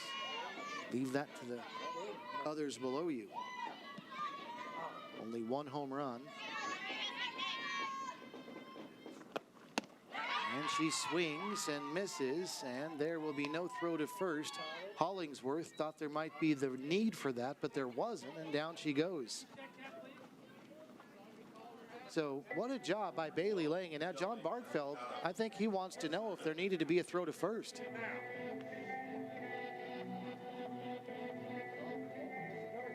It was definitely a low pitch. I think Madison Peregrine kept it off the ground, though, when she caught it. It was tailing down, and she was able to catch it just before it landed on the ground. Of course, a drop third strike is an opportunity for a strikeout victim to take first base, or at least attempt to. And you can see here. That was cleanly off the ground. Peregrine's glove did pop on the ground after she caught it. That might have created some confusion if you heard the noise of the glove hitting the ground, but that replay, good job by our guys.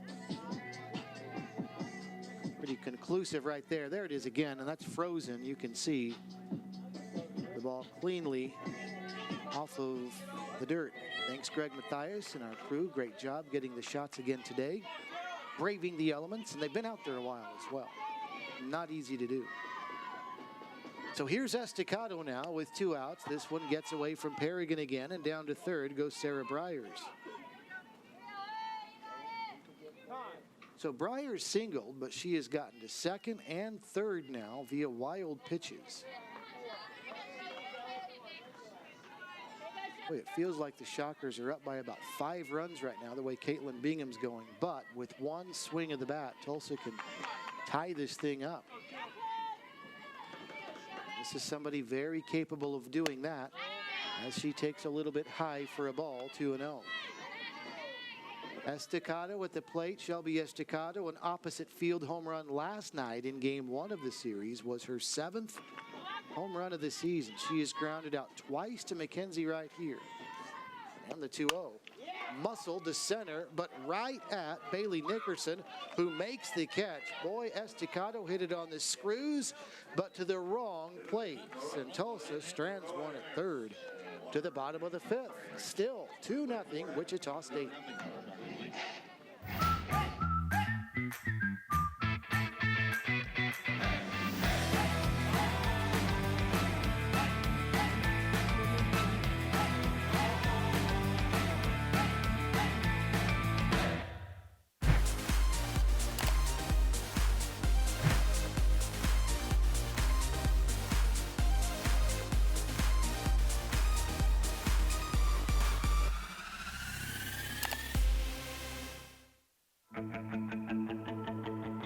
Wichita State University is Shocker Nation. We exceed expectations, push boundaries, seize opportunities, and move boldly ahead.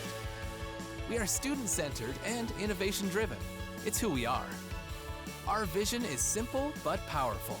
Create, innovate, collaborate, and celebrate. With one unifying purpose: to shock the world. On to the bottom of the 5th, still 2-0 Wichita State. Hey, Shocker fans, if you want to shop the largest selection of Shocker merchandise at the official store of Wichita State, it's the University Bookstore located on the 1st floor of the Radigan Student Center on campus. Or you can shop online 24/7 at WSUBooks.com. Find everything you need for every generation of Shocker Nation. Join our Shocker Rewards program for cash back on future purchases as well. The University Bookstore, the place to shop. Here we go, bottom of the 5th inning, 2-0 Wichita State. Shockers with a pair in the second. That has been it. Bailey Lang will get it started offensively for Wichita State against Emily Watson here in the bottom of the 5th. Lang is showing bunt and pulls it back, 1 ball and no strikes. A line of shadows now out there approaching the pitcher's circle, so these Shocker hitters, for at least a little bit, will see the ball start in sunlight, then on into the shadows. 1 ball and no strikes. And the pitch down and away. There you see it. Unless this half inning is really quick, usually that shadow ends up moving past the rubber sometime within the same half inning. So we'll see how long it takes as Lang stabs at one. It's a strike, 2-1. Bailey 0 for 1, struck out swinging back in the third inning. 5 strikeouts in the game for Watson. Nothing like what we saw her do yesterday when she struck out 11, as Lang gets a good piece of this one, but most of it straight up instead of straight out. And she flies one to center field. Estacado was there for the catch. 1 away. Come on, 10. Come on, 10. So back to the top of the order we go now with Mackenzie Wright, who's got a base hit in the game, extending both her hitting streak to 11 and her consecutive games reach, as well as she is continuing to just swing a hot bat, and does here. A drive to left field, well struck, and back is Witten, but right in front of the fence she makes the catch, as Mackenzie gave that one a pretty good ride, but it stays in the park for out number 2. Well, she had a home run swing but didn't quite get all of it. Looked like she picked out the one she wanted, but I think you're right. Just held up a little too long and then gave Witten the chance. She started running back out in left field and then just kind of planted and was able to make the easy out. Now Asia Weber is in. Takes down low for a ball, 1 ball and no strikes. Let's see if Asia, her 3rd time up against Watson this game, can get a beat on the tough righty, because Asia's 0 for 2. She struck out looking in the 1st and swinging in the 3rd. Instead, she's going to chop one out to second, fielded there by Neal, and the throw cannot be held onto by Stafford, and safe at first base is Asia Weber.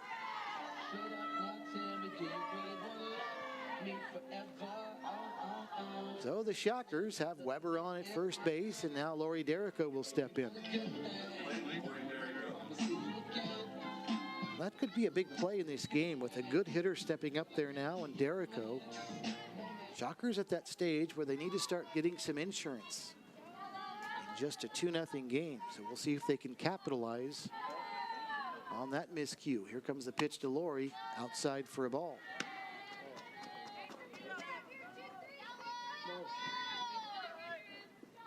Lori grounded out to 3rd in the 1st inning, hit by a pitch in the 3rd. So only 1 official at bat in the game, and she is 0 for 1. Watson sets and delivers, and a swing and a miss, 1-1.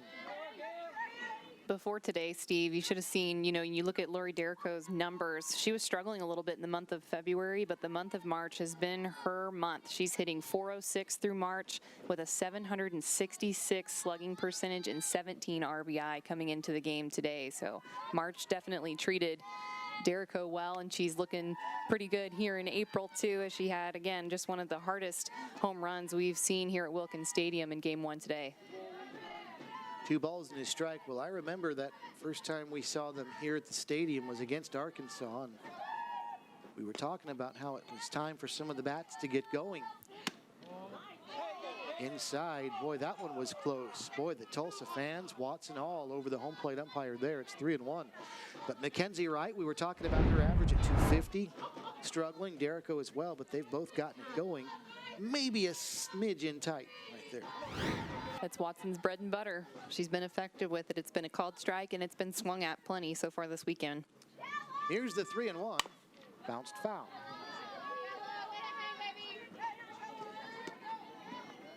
But Derrico's got the average well above 300 now, as does Mackenzie Wright. Derrico a junior, Mackenzie a senior, and those 2 veterans really showing a lot of leadership and making the adjustments, getting in the cage, and doing what's necessary to finish the regular season strong. So far, they've done that as Derrico does swing here, comes up empty, she's tagged out, and down she goes. So the Shockers strand one at first. We go to the 6th, still a 2-0 game.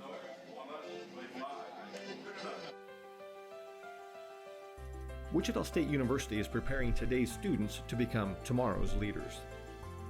The Shock the World campaign is raising $25 million in private funds for a new home for the W. Frank Barton School on the Innovation Campus. Invest today in tomorrow's business leaders by calling 316-978-4076 or visit www.wichita.edu/shocktheworld.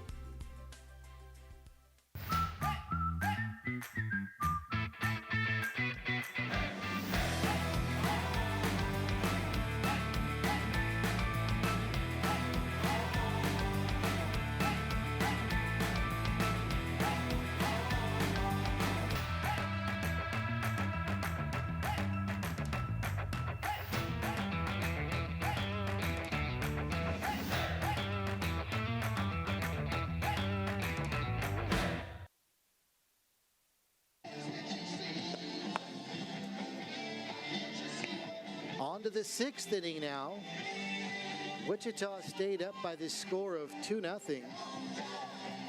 2 solo home runs for the Shockers in the second, and that has stood. And Jamie, almost no matter what happens now, the story of this game, I think, has to be Caitlin Bingham and how she may have to start to factor, you wonder, more into the mix pitching-wise for Wichita State, as she seems to have found it here this afternoon against a Tulsa team that's been hitting the ball pretty well.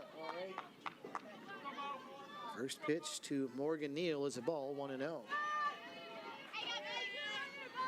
But she has pitched now 5 innings of 4-hit softball against a good hitting team, especially at the top of the order, but even those beyond the top of the order have hit it well this series. Not today. No runs on 4 hits for Tulsa through 5. 2 balls and no strikes. And now it's 3-0. And I say no matter what happens because, I mean, she's not used to going this far in a game. 4 1/3 was her previous career high. So if she does start to fall apart, it's a bit understandable. She's not gone this far, but I still think you have to give her a lot of credit for what she's done today and wonder how much this might play a part of Christy Bredbenner, Ryan Stefankowicz's thinking moving forward about opportunities for her. And lo and behold, you brag on her, and she gives up a 4-pitch walk. Neal's on at first base. Well, and you got to wonder, too, you're going to see Tulsa again. If you're Wichita State, you're going to see them in the conference tournament. You'll likely see them in postseason because both teams are very competitive if they continue playing the way they are. You've got an opportunity to see each other again, and you wonder, would Caitlin Bingham get the game? Would she be the arm you'd go to? Because so far in this series, she's been able to keep Tulsa quiet this long, and that's not something any other pitcher has been able to do yet. They really haven't, as Minnan steps in and takes a strike, 0-1. An earned run average starting the game at well over 6 as well, but Tulsa scoreless into the 6th. Hot shot to right. She's going to try at second. They got one there. Not over to first, but they got the lead runner. And there's one away on a 5-4 force out at second base. Neal is retired on the fielder's choice. Good job by McKenzie, though, getting the lead runner. And to get the hot corner, just one hop. She knew if she wanted to get the lead out, she needed to stay on her knees. That's exactly what she did to make the nice, accurate throw. Good job from Wright. Now Tori Stafford sends one that way. Boy, third base has been like a magnet for these Tulsa hitters, too. They've hit both fair and foul, a number of them over that way. But the key, they've not many times put good aluminum on the ball, and in the last inning when Shelby Estacado did, it was right to Bailey Nickerson in center field. High, that one misses for a ball, and it's 1-1. Tori Stafford 0 for 2, flew out to the pitcher in the first inning, grounded to short in the 4th.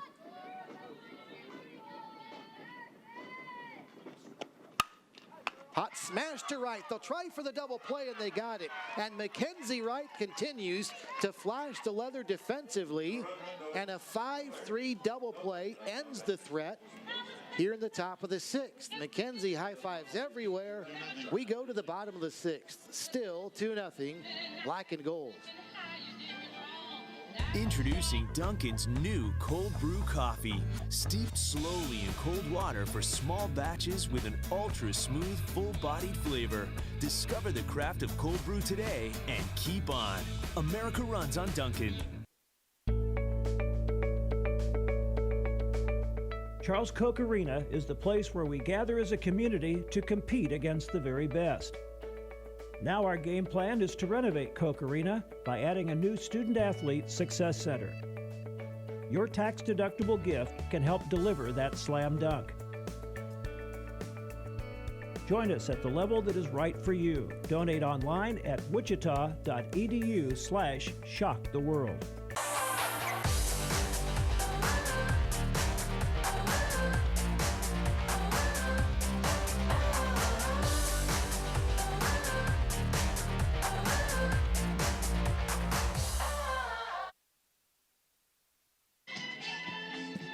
Wichita State, one more chance for some insurance before we head to the top of the seventh inning. Shockers 2, Tulsa nothing, 2 home runs. Part of the reason, but also some great glove work by Mackenzie Wright over at third, including that 5-3 double play, which is her 7th assist of the game, Jamie, which might well be, we're looking into it, a career high. In fact, it is. We've got that confirmed. But on the ground, in the air, it doesn't matter. She's like a vacuum cleaner and an assist machine over there at third base. And look at her teammates. You know, we talk about team chemistry. That's just not something that you're, always going to get with a team, and they have it here. They were pumped for her in that particular out. She's made plenty so far this weekend that have just been game changers. She didn't even think twice. I mean, she got that line drive, and she just buckled down and made the nice bullet throw over to first base for the double play. Here's Bailey Nickerson taking a ball, 1-0. And how about in the first game where she had a one-hopper to her at third, and she got a player in a rundown and fired home, and there was an assist there on a big play. And we saw her do that against Memphis with a runner at third. She took a bouncing ball, tagged that runner out. Not just getting it done with the stick by any stretch. 1 ball and 1 strike, the count to Nickerson. So not the same kind of day for Emily Watson, although her team very much in this game. Bottom of the 6th inning, just 2-0 Wichita State. 5 strikeouts for Watson after 11 yesterday. And she's still been good, just not as dominant. The Shocker bats have gotten to her just enough. And once again, credit Caitlin Bingham as well for what she's done through 6 innings. 2 balls and a strike, the count to Nickerson. Bailey a fly out to short in the second, struck out in the third. Riley Buck and Paige Llewellyn to follow. They've got the 2 home runs in the game, both of them in the second inning. Down and in, it's 3-1. Watson's only given up 1 hit in the 3rd, 4th, and 5th innings. She's only given up 1 more than that, and that was in the 2nd inning when Wichita State scored 2 on those 2 home runs. So she's still been someone who's been very tough to hit, but Strike 3 there at the knees, and Nickerson will head to the dugout, caught looking for the first time today. 6th strikeout of the game there. Nickerson might have thought it was low, but it looked to be at the knees. yeah, that was a great pitch. And again, just what I was saying about Watson, just again continuing to deal. I mean, she's had the 1 bad inning, and if you can even call it a bad inning, because she still got 3 outs, but gave up those 2 home runs, but still been very, very tough for this Wichita State offense today. Riley Buck takes a strike, 0-1.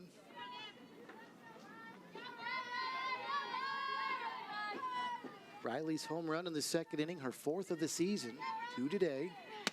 Takes outside. Now the count's even, 1-1. 18 runs batted in for Riley this season after the home run. Those numbers there before the game started. Here comes the 1-1, swing and a miss. It's now 1-2. I just feel like Riley has very quietly been steady for Wichita State. Maybe it's because of the power. Doesn't have the home run numbers of McKenzie, or excuse me, of a Nickerson or a Derrico or a Llewellyn. But 330 for Buck, starting at first base, hitting out of the 5 spot today, just kind of very quietly gone about her job very consistently for this team. 2 balls and 2 strikes, the count. Started at every game, started at first in every game this season. The 2-2 down low.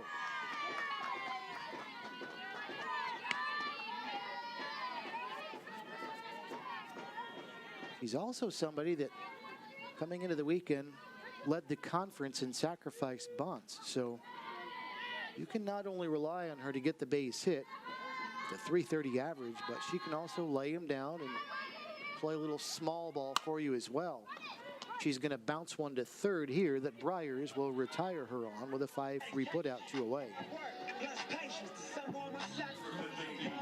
Well, in the top of the 7th inning, Tulsa will have Riley Spell, Shannon Hughes, and Sarah Bryers due up, Jamie. That's 6, 7, and 8. And while we've talked so much about the bottom half of their order coming into this game, not hitting well for average, they've had better success this series.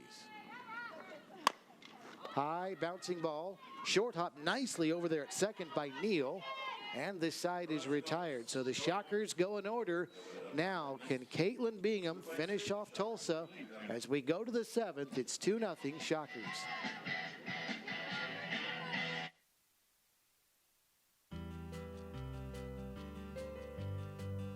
Become a part of history at Wichita State University by helping us complete X Stadium. A new 10,000 square foot performance facility will give our baseball, softball, tennis, and golf student athletes the strength and conditioning training space they need. Your tax-deductible gift will help us knock it out of the park. Join us at the level that is right for you. Donate online at wichita.edu/shocktheworld.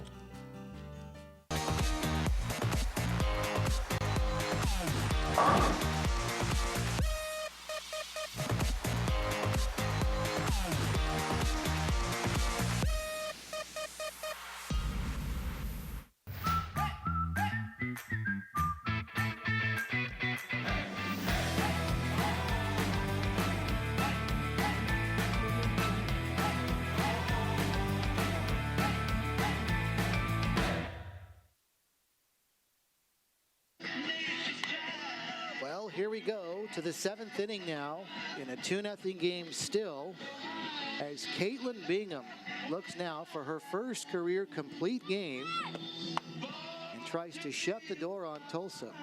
And again, 6, 7, and 8, Riley Spell, Shannon, and Hughes, Sarah Bryers due up for Tulsa as the Shockers try to get back up a game on Tulsa. This series started that way, but Tulsa won last night to even it, and then the Shockers won the first game of this doubleheader, so a Shocker win here would actually put Wichita State up 2 games as they're 3 outs away from doing that. Riley Spell steps in, takes one low for a ball. Jamie, let me ask you, and again, regardless of what happens here, your thoughts on what this performance by Caitlin Bingham does to her in terms of fitting into the mix for this Shocker team in the rotation. Yeah, if there's one thing that's been just kind of a question mark for this pitching staff, it's who is your number 2? You know, who do you go with if Bailey Lang is struggling in the starting spot? And I think Caitlin Bingham, if anybody right now, is looking like a great option there. And when you have a staff of 5, it's just a matter of really looking around and seeing where your strengths are and knowing that you do have some depth and you have some opportunities to grow. And Caitlin Bingham, as a freshman, proving really to be a bright spot for Wichita State. 3-0 here, and again, that's not to say the Shockers are certainly by any stretch out of the woods in this game. It's only 2-0, and even if Bingham does encounter some difficulties here, she's not gone this far. And I think Ryan Stefankowitz there, the pitching coach for Wichita State, Christy Bredbenner, the head coach, have to be very pleased regardless of what happens from this point on, because she's gone farther than she has before, been more effective, I think you could argue than ever before for this long, and It'll be interesting to see. Right now, she's got a 3-0 pitch to contend with, and she delivers a strike to Spell, and it's 3-1. Riley Spell is 0 for 1. She walked in the 4th inning, grounded out to 3rd in the 2nd. And there's ball 4. It's down and in. So Spell gets her 2nd free pass of the game. She's on at first for Shannon Hughes. Another note you have to look at when you're talking about Caitlin Bingham, you know, in game 1 in this series, Tulsa had 13 hits. Game 2, 10 hits. Today, only 4 hits against Caitlin Bingham. So just like you said, regardless of the outcome, you got to tip your cap to the success that Caitlin Bingham has had today. Just 3 walks as well, Jamie, so the control has been there for sure. Walks minimized, the hits minimized. Jessie Smith is a courtesy runner for Tulsa. She's in at first base. First pitch to Shannon Hughes, a strike. It's 0-1.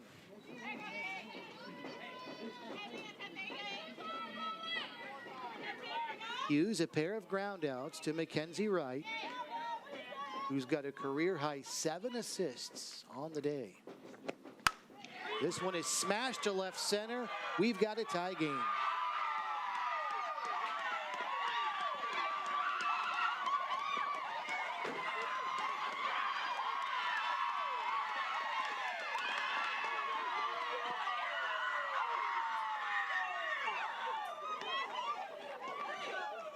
That is the first home run of the season to somebody hitting 184 coming into the game. And we start all over. And there was no doubt about it. First pitch swinging. Hughes has been retired twice with ground balls to third base. That time, hard ball over the outfield. And if her timing could be any better, I can't think of the time it would be, because she had an opportunity there with Smith being on due to the Spell walk. That pulls Tulsa right back into it. And that's going to do it for Caitlin Bingham, and boy, do you have to feel for her. And again, do not let what just happened diminish what she did in this game. 6 innings plus a couple of batters into the 7th, 5 hits, 2 runs, both of them earned. But that's a new career high in exceeding the 4 1/3 she had done twice previously, and did a great job for this team. And you know, the sad thing is, Jamie, even if the Shockers get the win, she's not, because we are starting all over at 2 apiece here in the top of the 7th inning. So it'll be Haley Martinez that is on now for Wichita State, who we got to see last night in game 1 of this series. Obviously a game won by Tulsa. So Martinez on now after pitching an inning last night, gave up a base hit. Boy, in this place, at least on the first base side, has just gone very, very quiet. Yeah, and like you said, you really can't take anything away from Bingham. I mean, she comes out here and she pitches against a very hot Tulsa hitting team, gave up 5 hits, and one of them just being a really costly one. But she came out here and did a great job, and as a freshman, you've really got to go into this thinking that was a great outing and something I can really look forward to learning from moving forward through the rest of her career. The one thing that really will sting, aside from obviously the pitch to Hughes, which again, she's hitting a .184. Why not groove one in there? Is the fact that the batter before was only hitting .229 and was given a leadoff walk. If that doesn't happen, then very conceivably it's a 2-1 game with 1 out. But the leadoff walk once again contributes to runs scored. In this case, the first of 2, and we are tied at 2. So Sarah Bryers will step in now in a 2-2 tie, and the scoreboard all even now, each team with 2 runs and 5 hits. Bryers is 1 for 2 with a ground out and a single. 10th appearance of the season for Haley Martinez. 2.19 her earned run average. She's pitched in exactly 16 innings this season. Delivers a strike here. 23 hits given up by Martinez in 16 innings, 5 earned runs. She's walked 5 and struck out 7. 1 ball and 1 strike, and the pitch just misses. It's 2-1. Opponents, though, against Haley Martinez are hitting .329. Not much of a sample size, though, in 16 innings. This one is fouled back, and it's 2-2. Martinez is a freshman from Bloomington, Minnesota. She attended Jefferson High School. Definitely one of the Shockers that grew up from the furthest from Wichita, along with another pitcher, Bailey Klitsky, from Apache Junction, Arizona. And there's a liner out to left field. Asia Weber snares that one. That one was well struck also. There's one away. Wichita State will have due up in the bottom of the 7th inning. Caitlin Bingham, Madison Perrigan, and Bailey Lang. So 7, 8, and 9 for the Shockers, and it's still a possibility Bingham could bat in the bottom of the 7th. We'll see what Christy Bredbenner decides to do. First pitch to Michaela Witten, taken for a ball. It's 1-0. Important here for Haley Martinez, because next we go back to the top of the order with Julie Hollingsworth. Another liner to left, another chance for Weber, and Asia tracks this one down. So moving to her right that time, and back-to-back flyouts to left. And here comes Hollingsworth. Fortunately, though, she does so with nobody on base.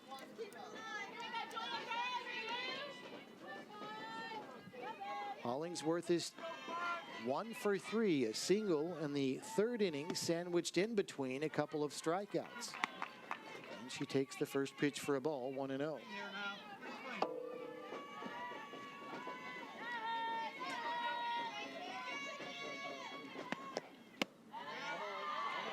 That one is down, and it's now 2 balls and no strikes.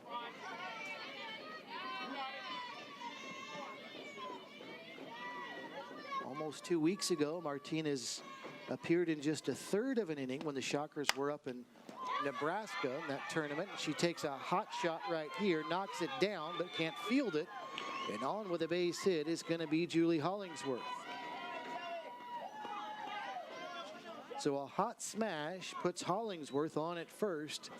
And now Shelby Estacado will step up to the plate, as this one just too hot for any pitcher to handle right here. Yeah, that's a scary, we talked about this yesterday when Bailey Lang had one come back at her. It's scary as a pitcher having one come back up the middle. So it was at least a good job by Martinez to knock it down, but unfortunately unable to come up with the play and getting the out at first. So now Estacado will step in, but first Ryan Stefankowitz calls time as he wants to go talk to his pitcher. What do you suppose this conversation is about? You're not going to put Estacado on, not with the go-ahead run over at first base. I think you really got to look at how each of these 2 next batters have done for Tulsa so far in the weekend. Estacado's been retired 3 times today. Neal, though, been on with a walk, had a base hit. Neal seems to be doing a little bit better against Wichita State so far in the series, although Estacado, a very dangerous hitter. I mean, regardless of what she's done historically, she can come up and do something very big, as we saw her do before against the Shockers, and that's hit a home run. So I think what he's probably telling Martinez is just to hit your spots and really focus on getting the next out and get your team back in the dugout. Christy Bredbenner looks like she's going to make a defensive substitution here. I'll tell you what, even though Estacado is 0 for 3, Jamie, that line drive she hit to center field her last time up was a screamer, but it, fortunately for Wichita State, was right at Bailey Nickerson. And it looks like that's going to do it for Haley Martinez. So Martinez will leave the game, and Mackenzie Weber is going to come in, and Mackenzie Weber is going to pitch now for just the 6th time this season. And now it makes you wonder how much after 2 days confidence have they lost in Bailey Klitsky, who had been so dominant. But you wonder in a situation like in this inning, they might have already called on Klitsky, but she was not effective last night, was not effective in game 1 today. Normally, I think we would have seen number 2 out there by now.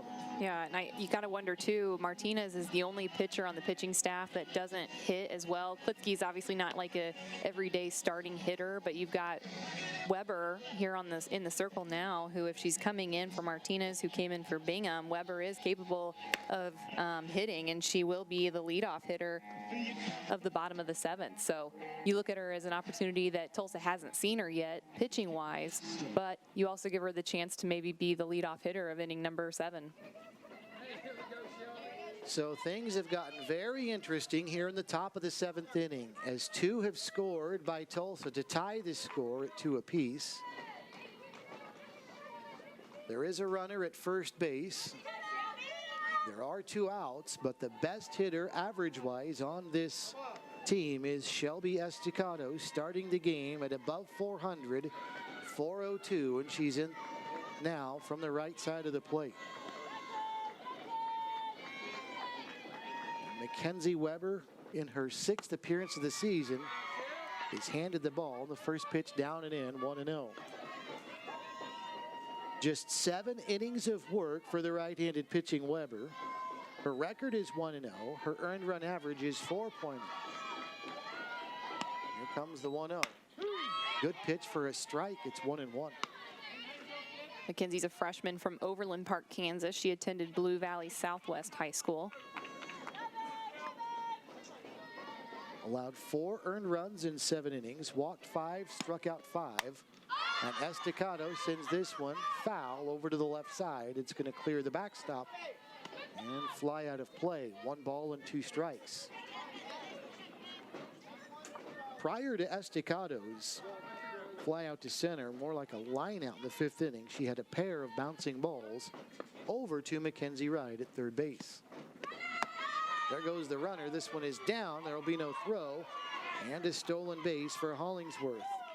Boy, Madison Paragon wanted to come up firing right there, but didn't catch it cleanly, and the ball trickled out of her glove.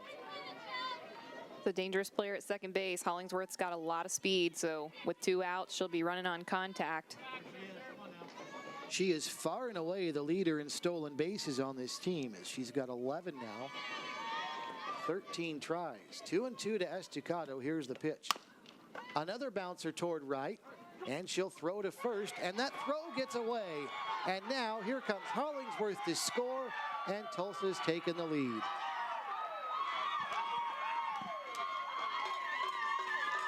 That one was right to the glove of Riley Buck. I don't know if she didn't look it in. Maybe she was wanting to catch and then take a glimpse at the runner heading to third, maybe going home. Riley Buck didn't squeeze that one in. She just tapped herself on the chest and said, "My bad." It was a little bit high,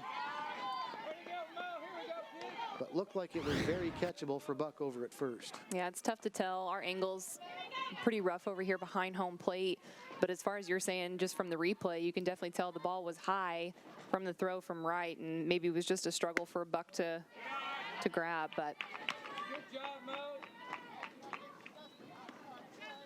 And Estacado is down at second base now as Tulsa's taken the lead. Pitch, Mo. Here we go. Morgan Neal is the batter now with a 1-ball, no strike count.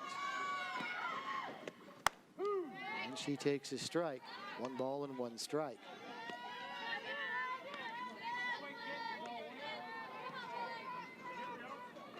Beg your pardon. The count is now 1-2. Comes the pitch outside. That'll even things up. Excuse me, 3-1 is the count. 3 balls and a strike. But a 3 spot for Tulsa here in the top of the 7th inning. Runner at second. Golden Hurricane looking for more. Bouncing ball to second. They're not going to get it. But they'll go to the bottom of the 7th. Will Tulsa out to the field, leading by 1. after in part a 2-run homer by, of all people, Shannon Hughes, who hits her first of the season. Shockers have the bottom 3 up, looking for at least one.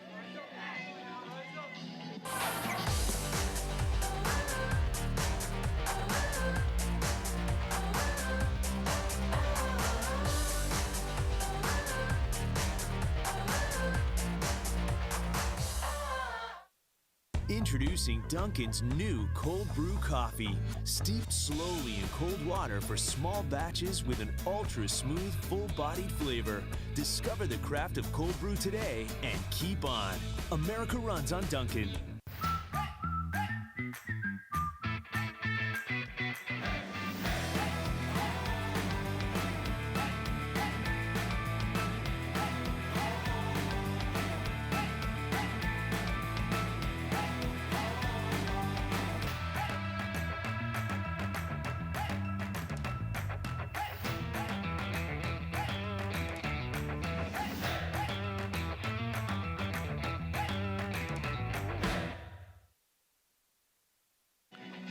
Back to Wilkins Stadium, where, boy, have the tides turned. It's much quieter here now as the home team, the Shockers, now need a run to tie, 2 to win, as Tulsa puts up a 3 spot in the top of the 7th inning. Here's the play at first. Mackenzie Wright's throw a little bit high.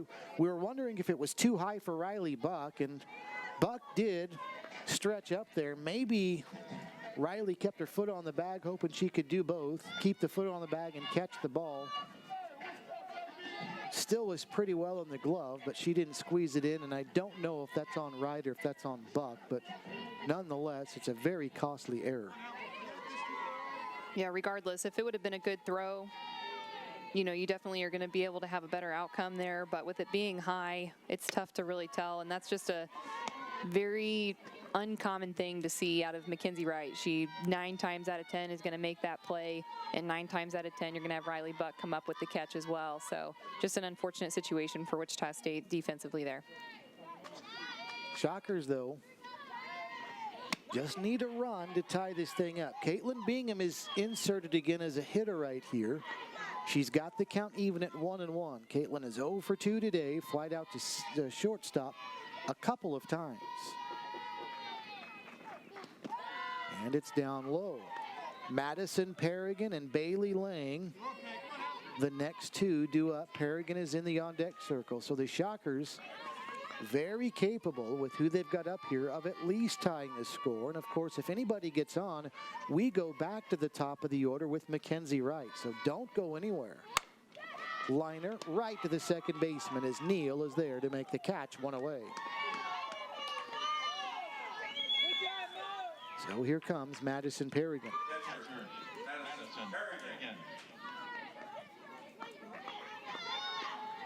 Perrigan 0 for 2 with a couple of ground outs, 1 to second and 1 to the pitcher. Madison's had a big series, though.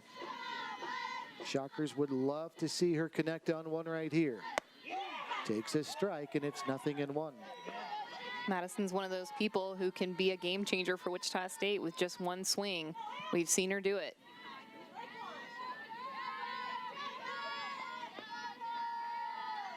Five home runs on the season, as you can see. Here's the pitch, down low, 1-1.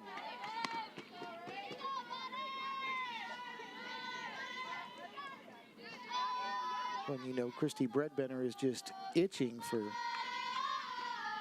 somebody to get on, because then you get Mackenzie Wright up to the plate. And that might happen here. It will. A base hit into center field, and Perrigan is on at first.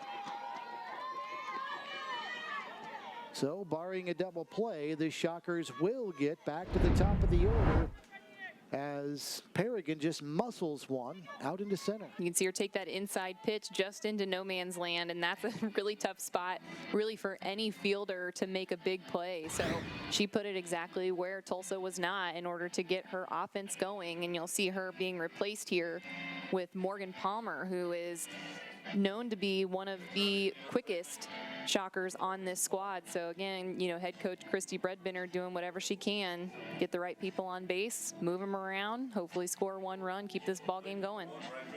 All right, I want to put you in the box over there at third of Christy Bredbender with a red-hot hitter coming up next.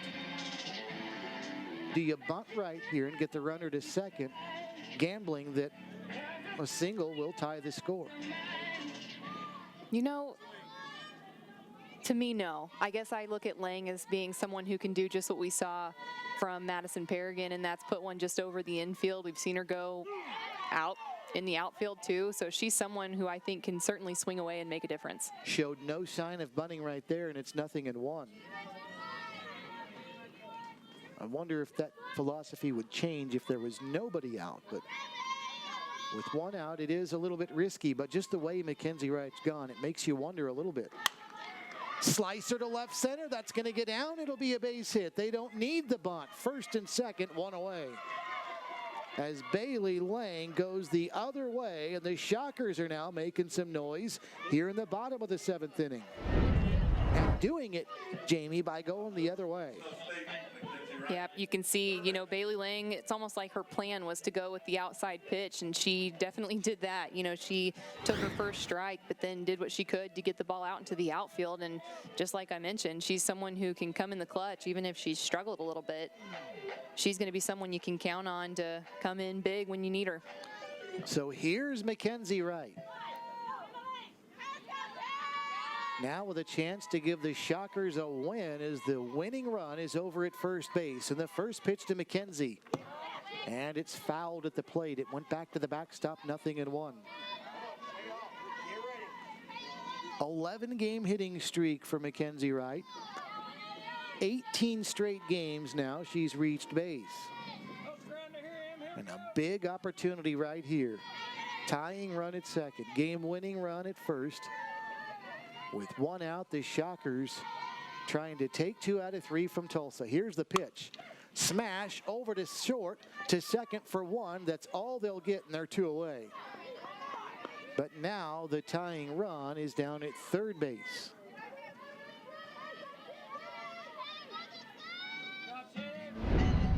So Mackenzie hits that one well, but right to Shannon Hughes. Yeah, this is a great play too. Hughes goes for the lead out. She knows, when you look at the score, you got to do what you can to get the lead out. She didn't even think about first base with Wright, but instead took the out from Lang at second. So it'll be up to Asia Weber now if the Shockers are to stay alive and perhaps tie this game. Up there from the left side of the plate with the tying run at third, and now Mackenzie Wright, the potential game-winning run over at first. 1 ball and no strikes.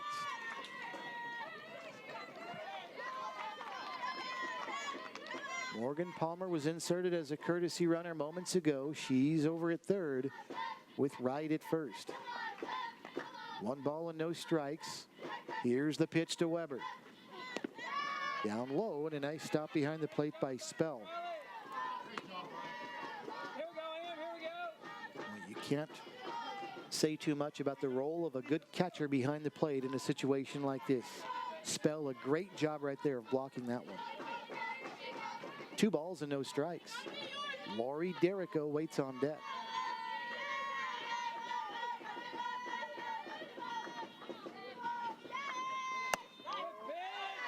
That one misses. It's 3-0. And you'd have to think that Asia will be taking right here, having struck out twice already. And Lori Derrico's on deck. Derrico, 1 pitch away from stepping up to the plate with the bases loaded. So we'll see if indeed Weber is taking right here with the count 3-0. She is. It's a strike, 3-1. Both Weber and Derrico capable of being just someone who can step up here, win the ball game for Wichita State. They've put themselves in the situation where it's possible, having runners on base, getting some of your good hitters up to the plate this inning. So 3-1 with the tying run at third, the winning run at first. Here's the pitch. Back to the screen, and count's now full at 3-2.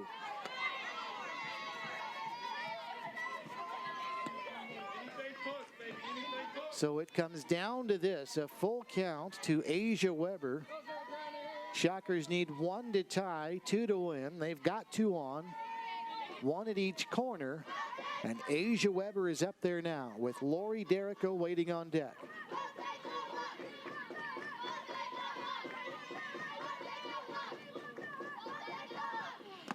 Low ball 4, and they're loaded up for Derrico.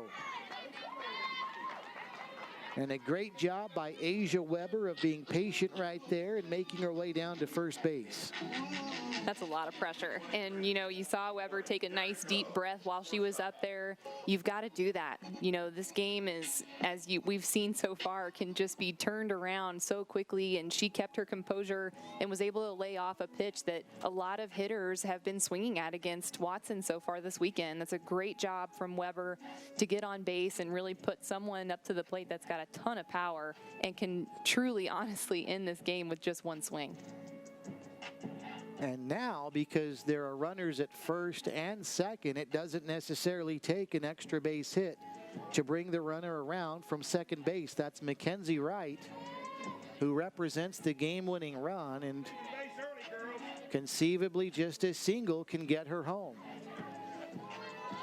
Morgan Palmer is the courtesy runner out at third base. Mackenzie Wright at second. Asia Weber's at first. And the only real pressure on Asia is if there's a ground ball to the middle infield to try to get to second base in case there's a throw there. But other than that, she is really insignificant. The game will be won if Mackenzie Wright scores at second base, from second base. Here's the pitch to Derrico. In there, it's a strike, 0-1.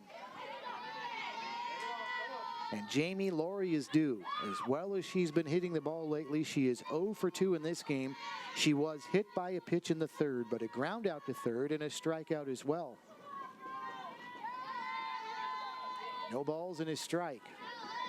Derrico did have 2 hits in the first game, and a bouncing ball here, going to be a tough play, and the throw to first, and Derrico is out at first base, and that's the ball game. A bang-bang play and some hesitation as well by the first base umpire. And you thought for a second he might call Laurie safe. He calls her out, and the ball game is over. Tulsa scores 3 in the top of the 7th. They get the victory. We'll take time out after we take a look at this. And here it is again, Jamie. A close play at first, and I think the right call was made. Yeah, the Shockers wanted it, but unfortunately it was, in fact, an out. So Tulsa takes 2 out of 3. The Shockers hang their heads after they went to the top of the 7th, leading 2-0. Back with the final wrap in a moment.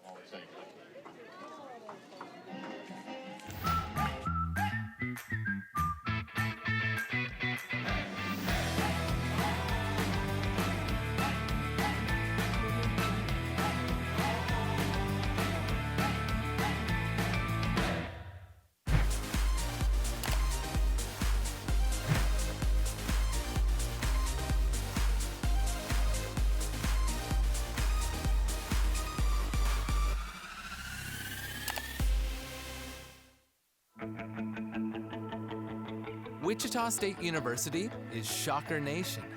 We exceed expectations, push boundaries, seize opportunities, and move boldly ahead. We are student-centered and innovation-driven. It's who we are. Our vision is simple but powerful. Create, innovate, collaborate, and celebrate. With one unifying purpose: to shock the world.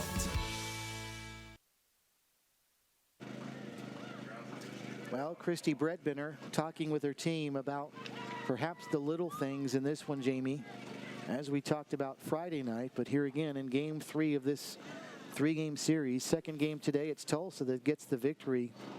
But they got all 3 runs in the top of the 7th inning. And first of all, tip your hat to Shannon Hughes. I mean, she just took one that was delivered to her, hitting a .184 on the season, no homers, and drove it to center field. Not much you can do about that. You want a pitcher a strike, but the error over at first base, whether it was Mackenzie Wright on the throw or Riley Buck not squeezing it in, that allowed the go-ahead and eventual game-winning run to score. Yeah, that's the game of softball. You got to see who's going to come up in the clutch and who's going to make the mistake at the wrong time. And, you know, we talked about that all weekend. Who's going to be the consistent team? And Wichita State definitely had this game all the way leading into the top of the 7th, and it just kind of unraveled from there. So 2 great teams battling it out. No surprise on the close game here today. And again, what should not be lost was the job Caitlin Bingham did today. Talk a little bit about that, and again, moving forward, how you think this might affect Coach Brett Benner, Coach Stefankowitz, the pitching coach's approach to how she'll be used. Yeah, all of their confidence has to be in Caitlin Bingham, and she should have some confidence in herself too. You know, 3 strikeouts to 3 walks. She was consistent, got ground balls. You know, she did everything she took to be the winning pitcher today, and unfortunately just gave up a hit at the wrong time and to the wrong person. And, you know, that's just something that you learn as you continue through your career. Sometimes in a player's career, especially early, there's that one game, though, that might be the turning point game, the one that helps you have the light bulb go on where you turn the corner. Maybe for Caitlin Bingham, this was it. Absolutely. As a freshman, you couldn't ask for anything better from her, and hopefully she'll tip her cap to Tulsa on having a good game, but also remember that she had a lot to do with a lot of those goose eggs that were up there for Tulsa through this entire game. All right, so that will do it. 3-2 the final score. Tulsa takes 2 out of 3 in this series, and Tulsa now back above 500 in conference play as the Shockers jumping for joy when this day started, but they will not probably have the happy faces in the locker room after this one. Well, Jamie, it was fun. We'll talk to you again in a couple of weekends. Central Florida will be here April 20th, 21st, and 22nd, starting with a 6 o'clock first pitch on April the 20th, and that's another good team coming into Wichita. Yep, the schedule continues to be very tough for Wichita State. We're going to see how they can really advance that from here, make the adjustments necessary defensively, on the mound, and at the plate in order to continue a successful season. All right, Jamie, thanks to our crew, Greg Mathias and the guys out in the field running camera. Great job. No, it wasn't easy in the cold. Thanks to all of you. Thanks to those of you watching. But the Shockers fall a heartbreaker in Game 2. They split this doubleheader. Tulsa takes 2 out of 3 in the series. For Jamie Hall, I'm Steve Strain saying so long until April the 20th.